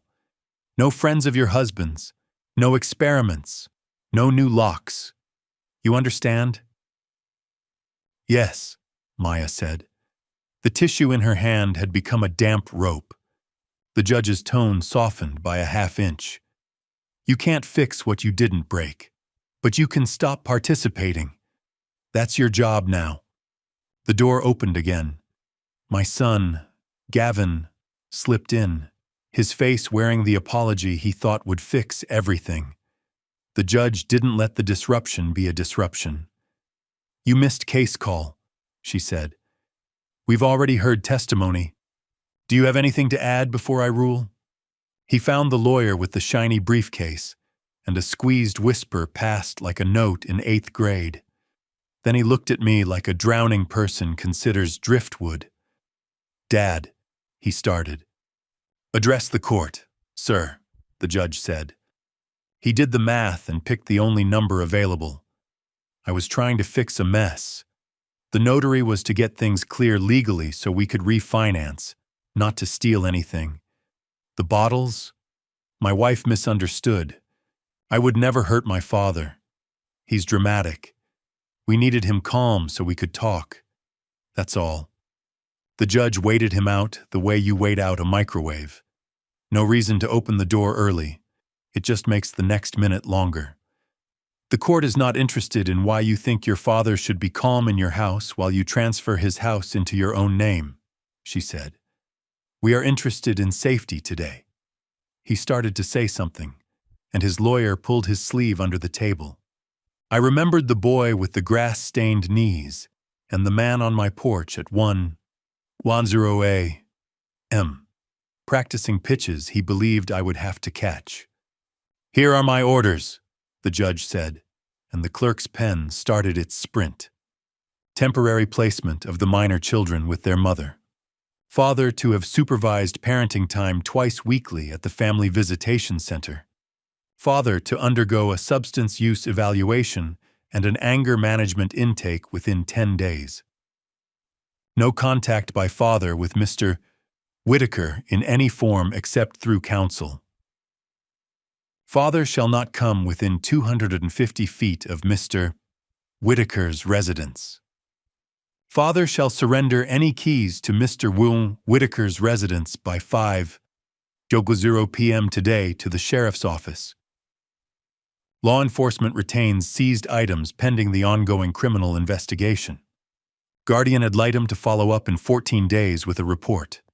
We will reconvene in 30 days for review. Questions? My son's hand twitched like a man who'd like to pound a nail into an already finished chair because the chair had the bad manners to be finished without his help. He swallowed whatever he was going to say. The judge looked each of us in the face long enough to make it count. "This is a season, not a sentence," she said. "I suggest you treat it that way. Next case." We spilled back into the hallway where coats and low voices waited to collect us. The guardian met me by the water fountain and handed me a photocopy of the orders like a map to a place I already live. "Mr. Whitaker," she said, "if you're willing to be a backup supervisor when the center is full, I'll put you on the list. But only if you agree to call 911 if anything goes sideways, not talk it out." "I prefer my sideways handled by professionals," I said. "Talking is for rooms without knives." She smiled in a way that would probably be the only smile I got from the system all week. One that wasn't an apology for a delay. Good. Sarah approached with her sister at her elbow for ballast. "Thank you," she said to me, her voice raw. She didn't finish because gratitude has too many letters for a hallway. "I don't want thanks," I said. "I want the children to outgrow their winter boots before their soul cracks." She nodded too fast. We'll come by for the toothbrushes and the mug. She gestured at the photo on my phone as if the mug were a person already in the family. It's riding with me, I said. Front seat. Gloria looped her coat scarf once, twice, like she was measuring a beam. I'll get the kids after school tomorrow, and we'll hand them to you at the center at 5, she told Sarah. No parking lot exchanges. We read the paper. Bless you, Sarah said, and she meant it, which is a currency I don't spend often. My son, Ethan, waited near the elevators with his new lawyer, looking like a man who bought a mirror and didn't enjoy what it told him. He watched us leave like we stole something. Maybe we did. The future in his head where everything rearranged itself at his convenience. Those futures were always counterfeit anyway. Outside, the air had sharpened. Snow ticked on the steps like small nails choosing where they'd be needed later. Gloria breathed out, and the steam made ghosts. You did good in there, she said. I didn't swear, I replied. That's a victory.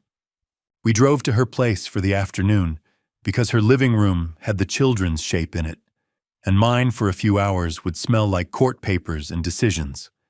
Lily and Max returned from their sister aunt's house with ketchup on their sleeves and a report about a cat who fears nobody. They listened while we laid out the week with them like we were plotting a trip.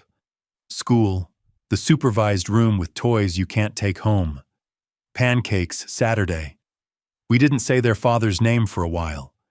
When we did, it was in the present tense because lies don't help children sleep. That night, when the house was finally quiet and the red sweater was back on its hanger, I sat at my kitchen table with a legal pad and wrote a letter I wouldn't mail. Son, I began, because a man should write the name he means, even if he doesn't send it through a system that will stamp it somewhere far away. I will attend your supervised hour if they ask me to stand in the corner and shut up. I will not be your witness for a deed. I will help your kids with homework and teach them the state shapes I still know.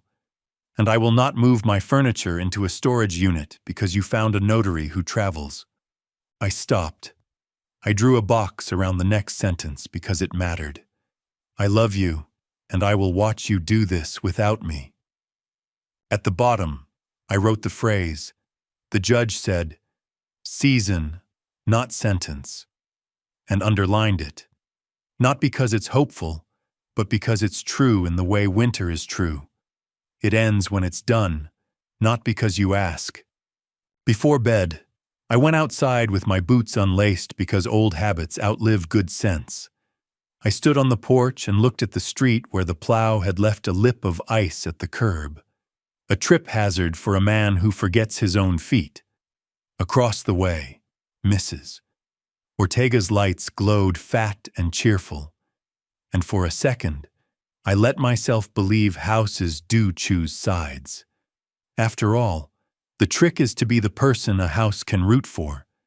The trick is to be boring enough that safety doesn't have to announce itself with sirens. Inside, I set the mug, blue, lopsided, perfect, on my counter. I put 3 new pencils in it because you can always use a pencil in a kitchen. I placed the protective order next to it under a magnet shaped like a lemon, and the rip in the paper on my son's fridge flashed in my mind. The way the magnets bit looked like teeth. Not this kitchen, I told the air, and the air, polite as always, didn't argue. Tomorrow, there would be insurance calls and a locksmith, and the purchase of a new deadbolt with a keyway my son doesn't have in any drawer he thinks is his. There will be a visit center where plastic toys have seen 1,000 careful hours, and a staff that knows exactly how to sit in a chair so as not to escalate anything that would rather climb. She smiled in a way that was probably the only smile I'd get from the system all week, one that wasn't an apology for a delay. Good. Maya approached with her sister at her elbow for ballast. Thank you, she said to me, her voice raw. She didn't finish because gratitude has too many letters for a hallway. I don't want thanks, I said. I want the children to outgrow their winter boots before their soul cracks. She nodded too fast. We'll come by for the toothbrushes and the mug. It's riding with me, I said. Front seat. Gloria looped her coat scarf once, twice, like she was measuring a beam.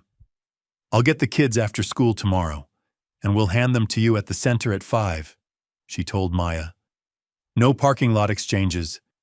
We read the paper. Bless you, Maya said, and she meant it. My son, Ethan, waited near the elevators with his new lawyer, looking like a man who bought a mirror and didn't enjoy what it told him. He watched us leave like we stole something. Maybe we did. The future in his head where everything rearranged itself at his convenience. Those futures were always counterfeit anyway. Outside, the air had sharpened. Gloria breathed out, and the steam made ghosts. You did good in there, she said. I didn't swear, I replied. That's a victory. We drove to her place for the afternoon because her living room had the children's shape in it. Lily and Max returned with ketchup on their sleeves and listened while we laid out the week with them. School, the supervised room with toys you can't take home, pancakes Saturday. That night, when the house was finally quiet, I sat at my kitchen table with a legal pad and wrote a letter I wouldn't mail. Son, I began, I will attend your supervised hour if they ask me to. I will not be your witness for a deed. I will help your kids with homework. And I will not move my furniture into a storage unit. Oh, I drew a box around the next sentence. I love you, and I will watch you do this without me. At the bottom, I wrote. The judge said, season, not sentence. Before bed, I stood on the porch, looking at the street. The trick is to be the person a house can root for. Inside, I set the mug, blue, lopsided, perfect, on my counter. I put 3 new pencils in it and placed the protective order next to it under a magnet shaped like a lemon. Not this kitchen, I told the air. Tomorrow, there would be a locksmith and the purchase of a new deadbolt. There would be a visit center where plastic toys had seen 1,000 careful hours. There will be a judge's words becoming a binder on a shelf in an office that handles worse. And there will be 2 children who will count on me to show up with snacks and games and a promise not to say anything that would make the room colder. I rinsed the pie cutter and set it in the drainer. The house gives one of those small, settling noises old lumber makes, as if to say, still here. If I have to choose between being bitter and being a wall, I will be the wall. People lean on walls. Walls don't move. And when spring comes, I want this house to already know which direction we're facing. Better to keep one small flame steady and build around it. The morning after court tastes like old coffee and new paper. I pin the judge's orders to my corkboard with a thumbtack. Then put the blue grandpa mug beside the phone with 3 pencils inside. Gloria drops by with donuts. We have a schedule, I tell her, reading off the week like a bus route. Wednesday 5, Lorto P.M. Family Visitation Center. Saturday morning, same. Keys surrendered by 5 yesterday. Maya's with her sister for now. Good, she says. At noon, I call my lawyer.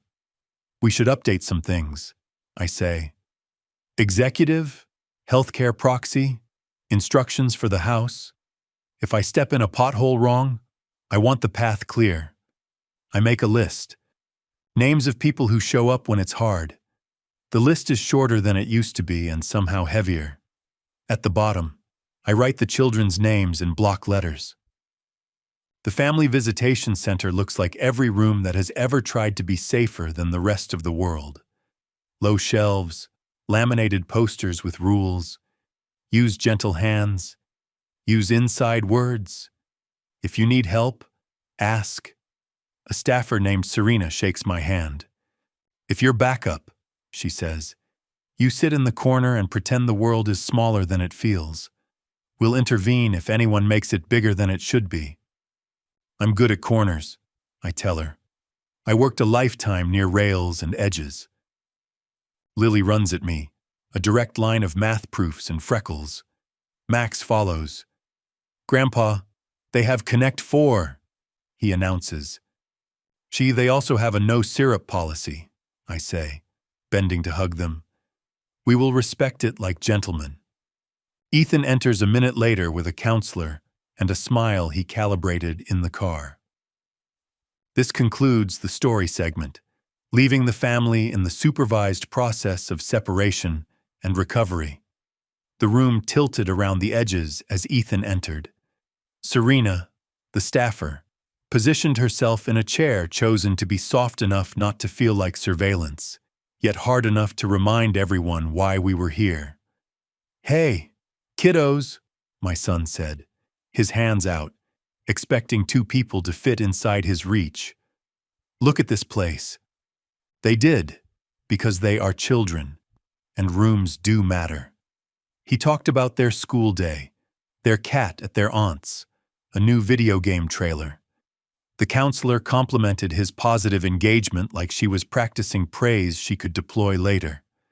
I sat in my assigned corner with my hands around nothing and reminded myself what walls do.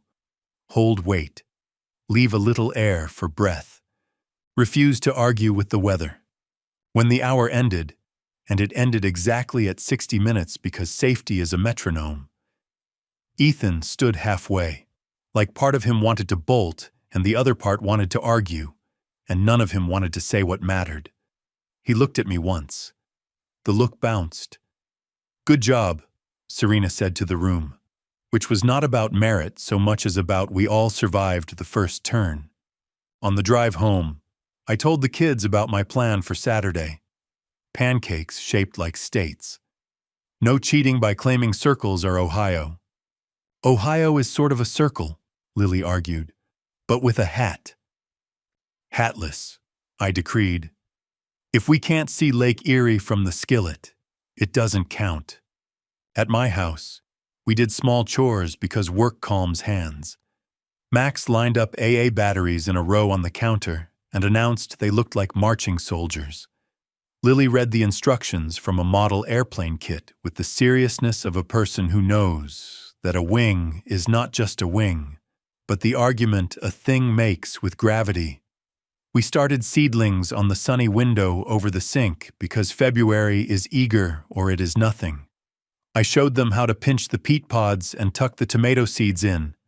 Lily labeled popsicle sticks with a tongue out the side of her mouth, the way her grandmother used to write grocery lists. One light, I told them. Held close is better than 10 lights far away. Lily nodded like I'd quoted a law of physics. Maybe I had. Maybe it applies to people.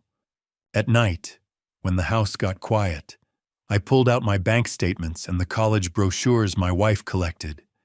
I can't undo the hole my son dug. I can make sure the kids have rope within reach when they start climbing. I drove to the credit union the next morning and sat with a woman named Ms. Chen. I'd like to open 2 education savings accounts, I told her.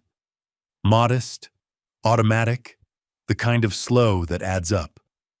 We can do that, she said. With names, I said them like a prayer. Beneficiaries, each other, then their mother. And if something happens to all of us, my neighbor Gloria as custodian, because she is a stubborn man with good sense. Also, one for emergencies, not named after anything. Life money, rain fund, she said, smiling. We'll call it that when we're done. My savings was lighter by a number that would have frightened me last month and feels like oxygen now. I leave with paper I won't show the kids yet, and a little stack of deposit slips I will feed with $20 bills, the way you feed birds before a cold snap. There will be a judge's words becoming a binder on a shelf in an office that handles worse. and there will be 2 children who will count on me to show up with snacks and games and a promise not to say anything that would make the room colder. I rinsed the pie cutter and set it in the drainer. The house gives one of those small, settling noises old lumber makes, as if to say, "Still here." The red sweater hangs in its place like something that remembers warmth even when it isn't wearing it. If I have to choose between being bitter and being a wall, I will be the wall. People lean on walls. Walls don't move. And when spring comes, and it will, I want this house to already know which direction we're facing. Better to keep one small flame steady and build around it. The rhythm of the new life settled in, marked by a few loud clacks where the gears didn't yet line up. Afternoons became a new rhythm. Hank did pickups on his days. I did mine on others. Maya texted when she could breathe. The guardian called, and I answered questions with sentences that made a ladder. Yes, I will bring snacks that do not crumble into arguments. No, I will not ask the children to carry messages. Yes, I will leave if Serena raises an eyebrow the particular way that means we are done. One Tuesday, the kids' school invited special friends to read aloud in the library. I put on the tie my wife liked because it had a crooked stripe only I noticed. And I took blueberries for Sal because, as far as I was concerned, that book was the closest a story gets to a front porch. I read with my voice in its softer register and watched the class wolves turn into lambs when the onomatopoeia hit. Clink. Clank. Ellie sat straight in the front row and did not smile because she was pretending she was above this. And also, it was everything. Noah raised his hand to say, "We have a pie recipe at our house." And I corrected him. At my house.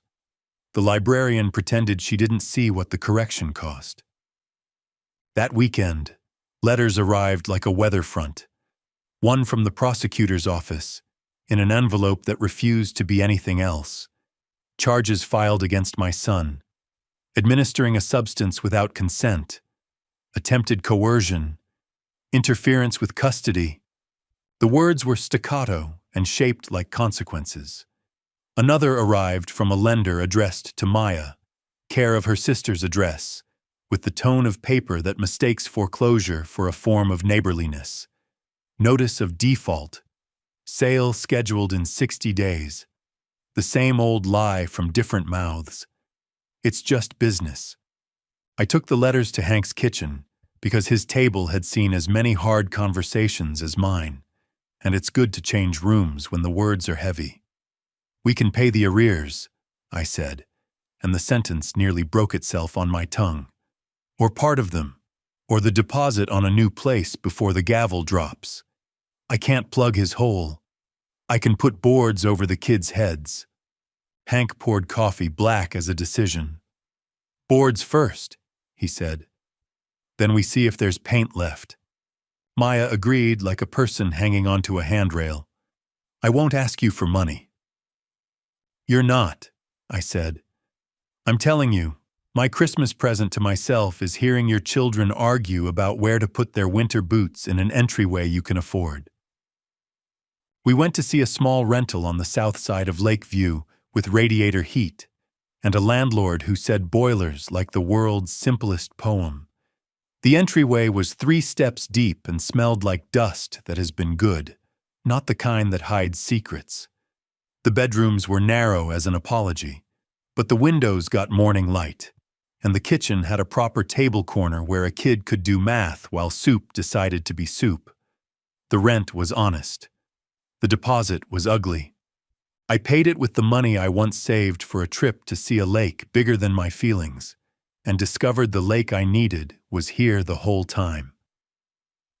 "You sure?" Maya asked at the lease, pen hovering. "I'm not buying you a house," I said. "I'm buying the month where you breathe. After that, we all write checks and histories and see where we are." She signed. Ellie claimed the room with the smaller window because she wanted her bed where the morning would find her slow. Noah claimed the one with the closet because closets are caves, and caves make sense to boys who have discovered forts. We cleaned. We scrubbed cabinets and laid shelf paper that refused to behave. Noah turned the paper into an origami animal that hated its life. Ellie peeled and reset and peeled again until she breathed in time with the pattern. I got on a step stool I had no business climbing and replaced the battery in a smoke detector that chirped like an anxious cricket. Hank showed up with a toolbox like Santa for people who understand hinges. "Thermostat's dumb," he declared, holding the old one like a fossil. We put in a programmable model together, setting weekdays and weekends, mornings and nights.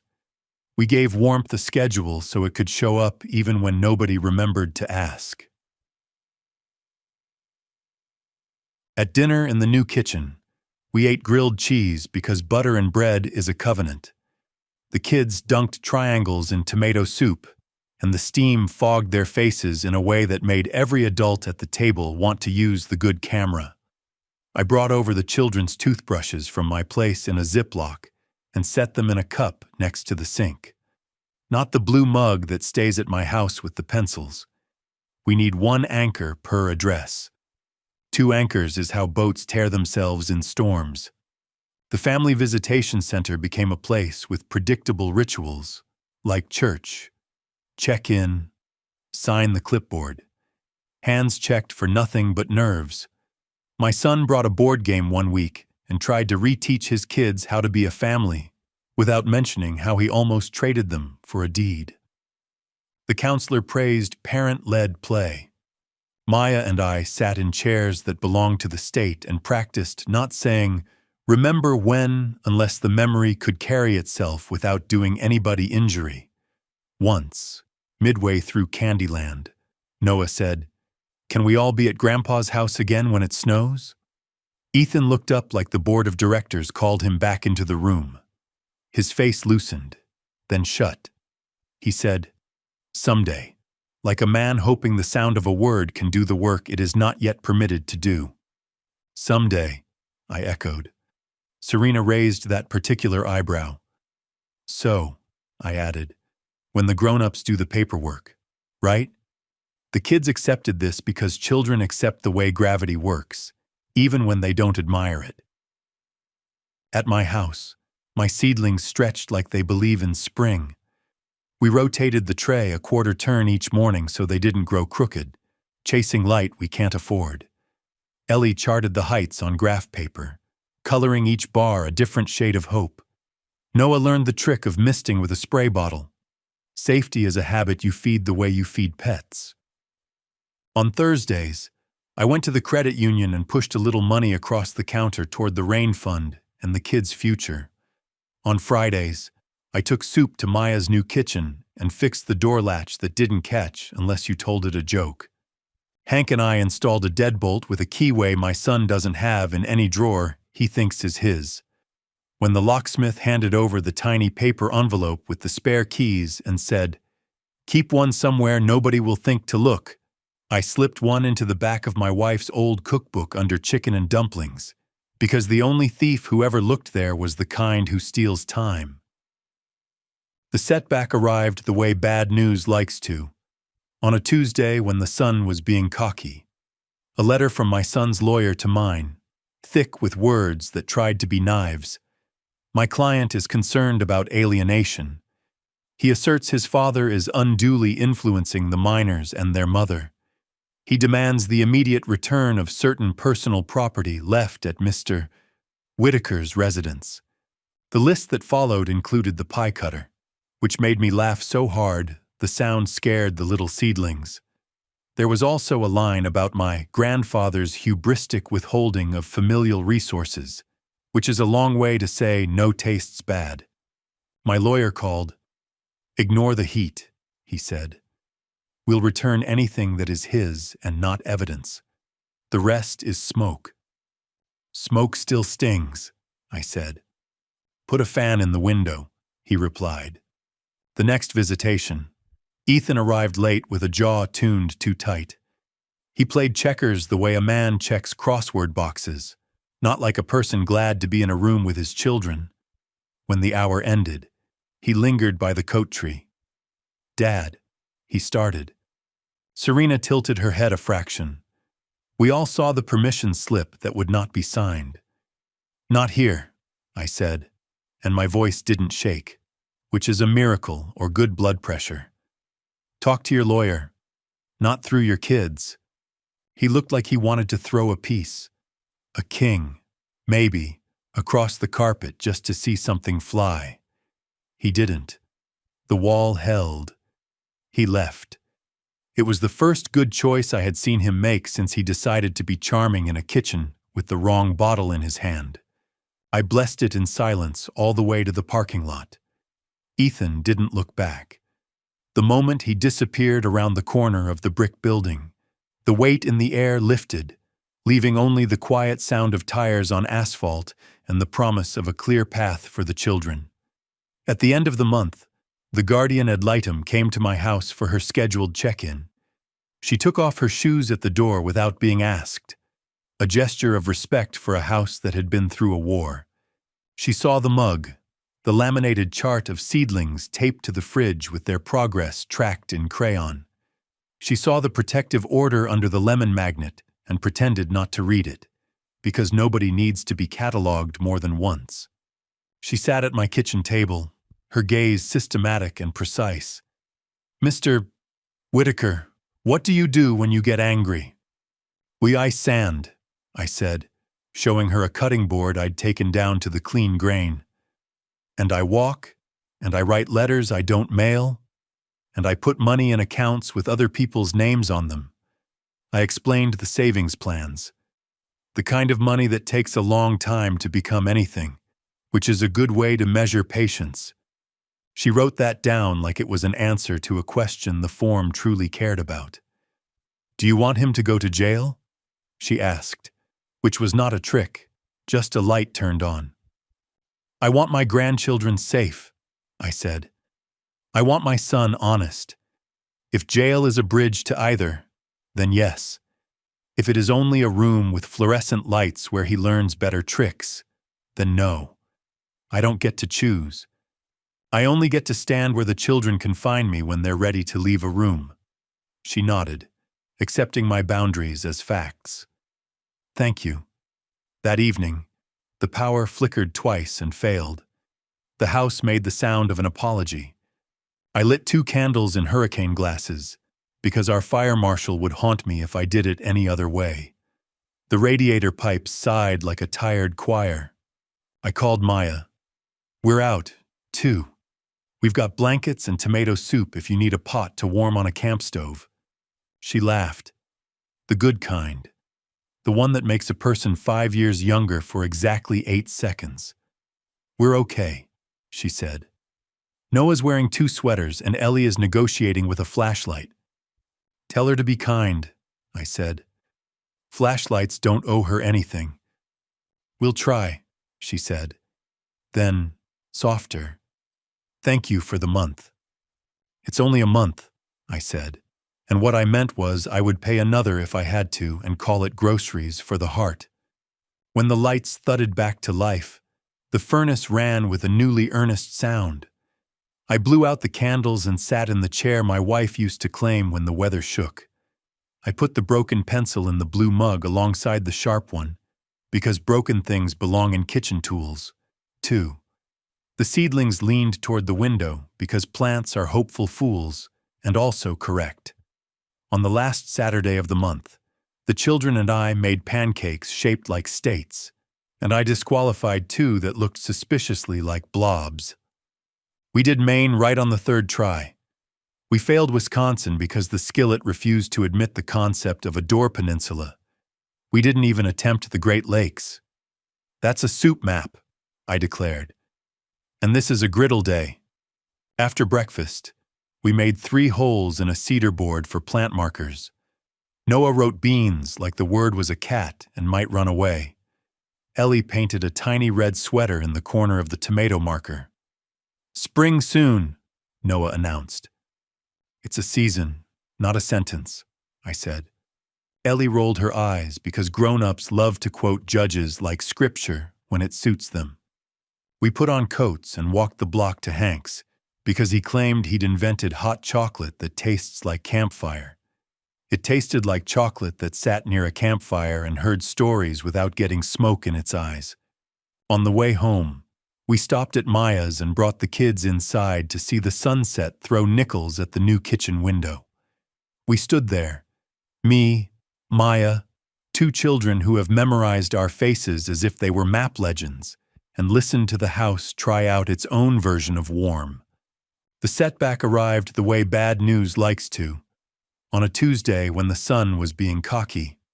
A letter from my son's lawyer, thick with words that tried to be knives. The list of demanded property included the pie cutter, which made me laugh so hard the sound scared the little seedlings. My lawyer's advice: ignore the heat. Put a fan in the window. The next visitation, Ethan arrived late with a jaw tuned too tight. When the hour ended, he lingered by the coat tree. "Dad," he started. "Not here," I said. "Talk to your lawyer. Not through your kids." He looked like he wanted to throw a king across the carpet, but he didn't. He left. It was a victory. At the 30-day review, the snow had backed off to the places only shade believes in.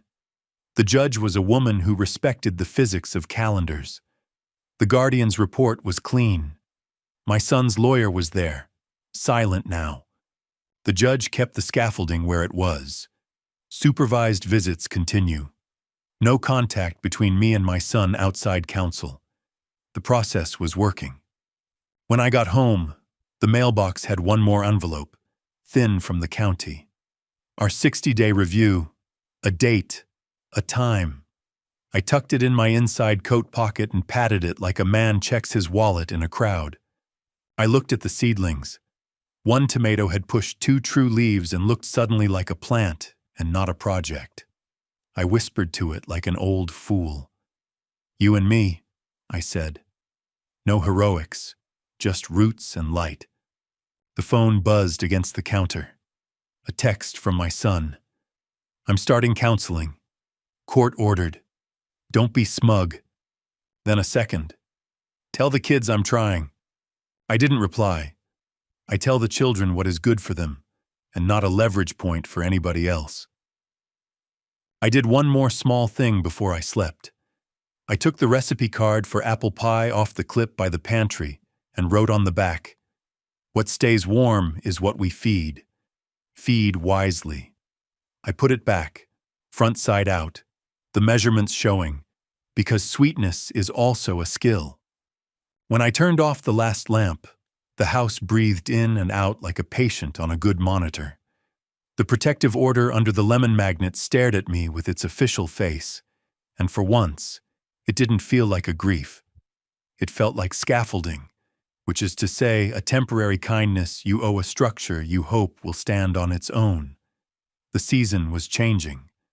The bones remembered. And if the children were here when the next storm tried to rattle the windows, we would stand in the doorway between kitchen and hall and listen together for the quiet click that means the heat has come on again. Not much, just enough.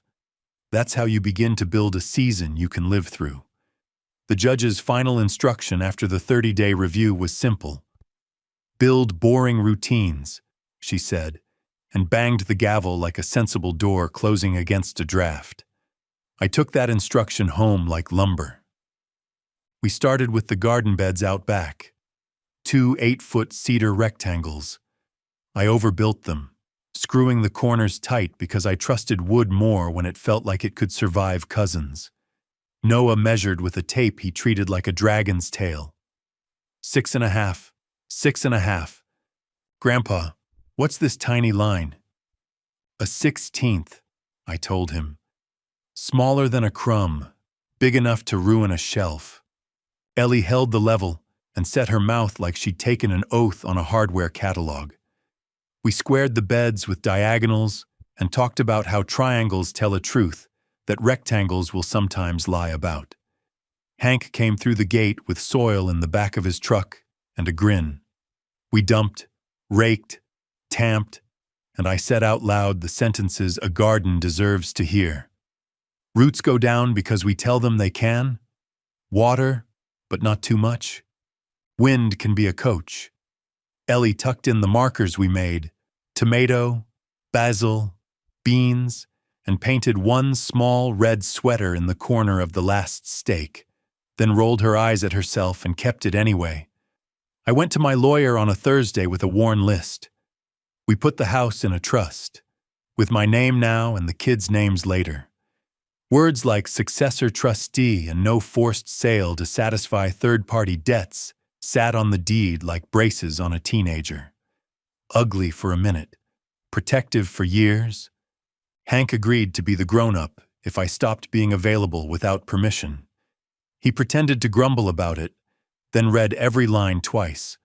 When we were done, the lawyer slid the new documents into a folder the color of wet cardboard and said, "You will feel this in your shoulders for a day. Then you won't." I did, and then I didn't. The visits at the center developed a rhythm I could hum. There were good minutes that looked like a family, and bad minutes that looked like a scrimmage with no ball. My son, Ethan, started saying the small, necessary sentences. "I'm sorry. I was wrong. I'm working on it." He did not say the sentence I used to want. "Dad, you were right," and I let that go because it was never the point. The counselor praised repair attempts like a rain gauge praises a quarter inch. It's not a storm, it's a start.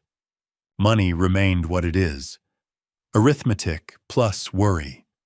But the rental was paid, and the rain fund at the credit union grew lumpy with 20s. On a clear Saturday that smelled like thawed dirt, we transplanted the tomato starts. Ellie cupped each root ball like a bird she intended to unlearn fear for. Noah talked to the plants under his breath, and we watered from a pitcher that used to belong to a different summer.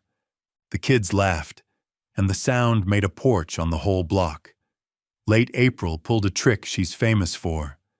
The weather radio cracked its old voice.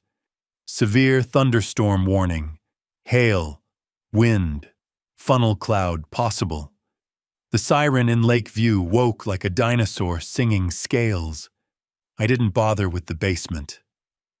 The inside hall is the house's spine. I threw a quilt down, the red sweater within reach. I texted Maya, "We're fine. Hallway. Call if you want me to tell the kids a story over speaker." She replied with a photo. 2 kids under a blanket fort in her rental. "Tell the story about the basement cricket," Ellie wrote. And so I did, my voice steady over the wind, telling the memory of a long-ago insect who sang like a broken clock until we let him go outside. Hail hit the house. The house flinched once and remembered itself. The storm passed in 15 minutes that behaved like 45. When the siren wound down, Hank knocked. We stood on the porch and looked at the damage. One downspout cocked. My roof lost 2 shingles. "House says yes," I answered. "I'll be the witness and the ladder if you're good," he said. We fixed what we could at sunrise. I wrote call roofer on the list with the nub pencil. 2 days later, the kids and I planted beans against a string trellis. I told them how beans climb by feeling and how sometimes the best thing you can do for a living thing is give it a line and let it decide what to do with height. Noah asked if people are beans or tomatoes. Ellie said we are both, depending on the year. Another letter arrived. A plea offer for my son. Fewer counts if he admits a few truths. Classes mandatory. Probation likely. My lawyer called it, "What accountability looks like when it's trying to be useful." I didn't respond to my son's late-night text. Should I take it? That wasn't my line to hold. One Sunday, the sermon at church was about scaffolding without saying the word.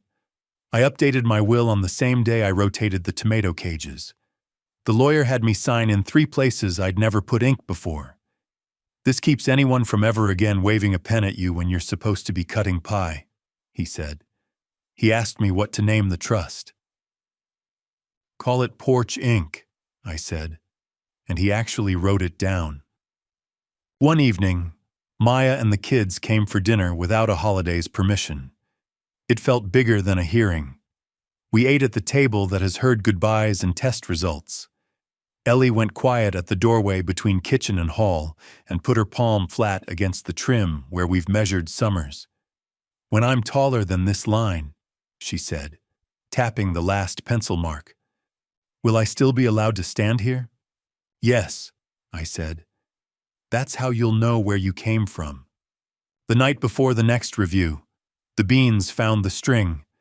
The tomatoes set first flowers. Hank brought 2 mugs of tea. Season, not sentence, I said. And we both smiled because we've earned the right to quote the judge like scripture. When the 60-day review landed, the judge kept the scaffolding where it was. Supervised visits continue. No contact between me and my son outside counsel. The process was working. I looked at the seedlings. You and me, I whispered to the tomato plant. No heroics, just roots and light. The house breathed in and out. The protective order under the lemon magnet felt, for once, not like a grief, but like scaffolding, a temporary kindness you owe a structure you hope will stand on its own. The wall held inside. I set the blue mug by the phone the way sailors set a compass where it can see the sky. The protective order under the lemon magnet has a new cousin. Our trust acknowledgement clipped to it with a bulldog clip that looks harsher than it is. The house makes small settling sounds as the temperature changes, the old bones remembering how to hold when the night asks. When we show up at court in the morning, the judge looks at us like a teacher who knows which children turned in their homework and which ones copied the chapter heading and hoped. The guardian says the kids are safe, curious, mischievous, at the exact rate a person their size should be. Serena says the visits are more boring than they used to be, and she delivers the line with the smile of a professional who believes in boring the way firefighters believe in water pressure. My son, Ethan, with his lawyer, with his jaw less tight, says he will accept the plea if the court will accept his plan. The judge tells him the plan isn't his, then accepts the plea and sets conditions so clear you could find them with gloves on in the dark. When it's our turn to be asked if we have anything to add, I say, I don't require an apology in my kitchen anymore. The judge looks at me like I've learned a grammar she didn't assign, and she nods. We walk out into a day that has decided to be June and April. On the courthouse steps, Noah tips his head back and drinks sunlight with his eyes. Ellie counts pigeons because somebody should. Maya squeezes my hand exactly once. It is not a rescue and not a plea. It is inventory. Everyone present, everyone breathing.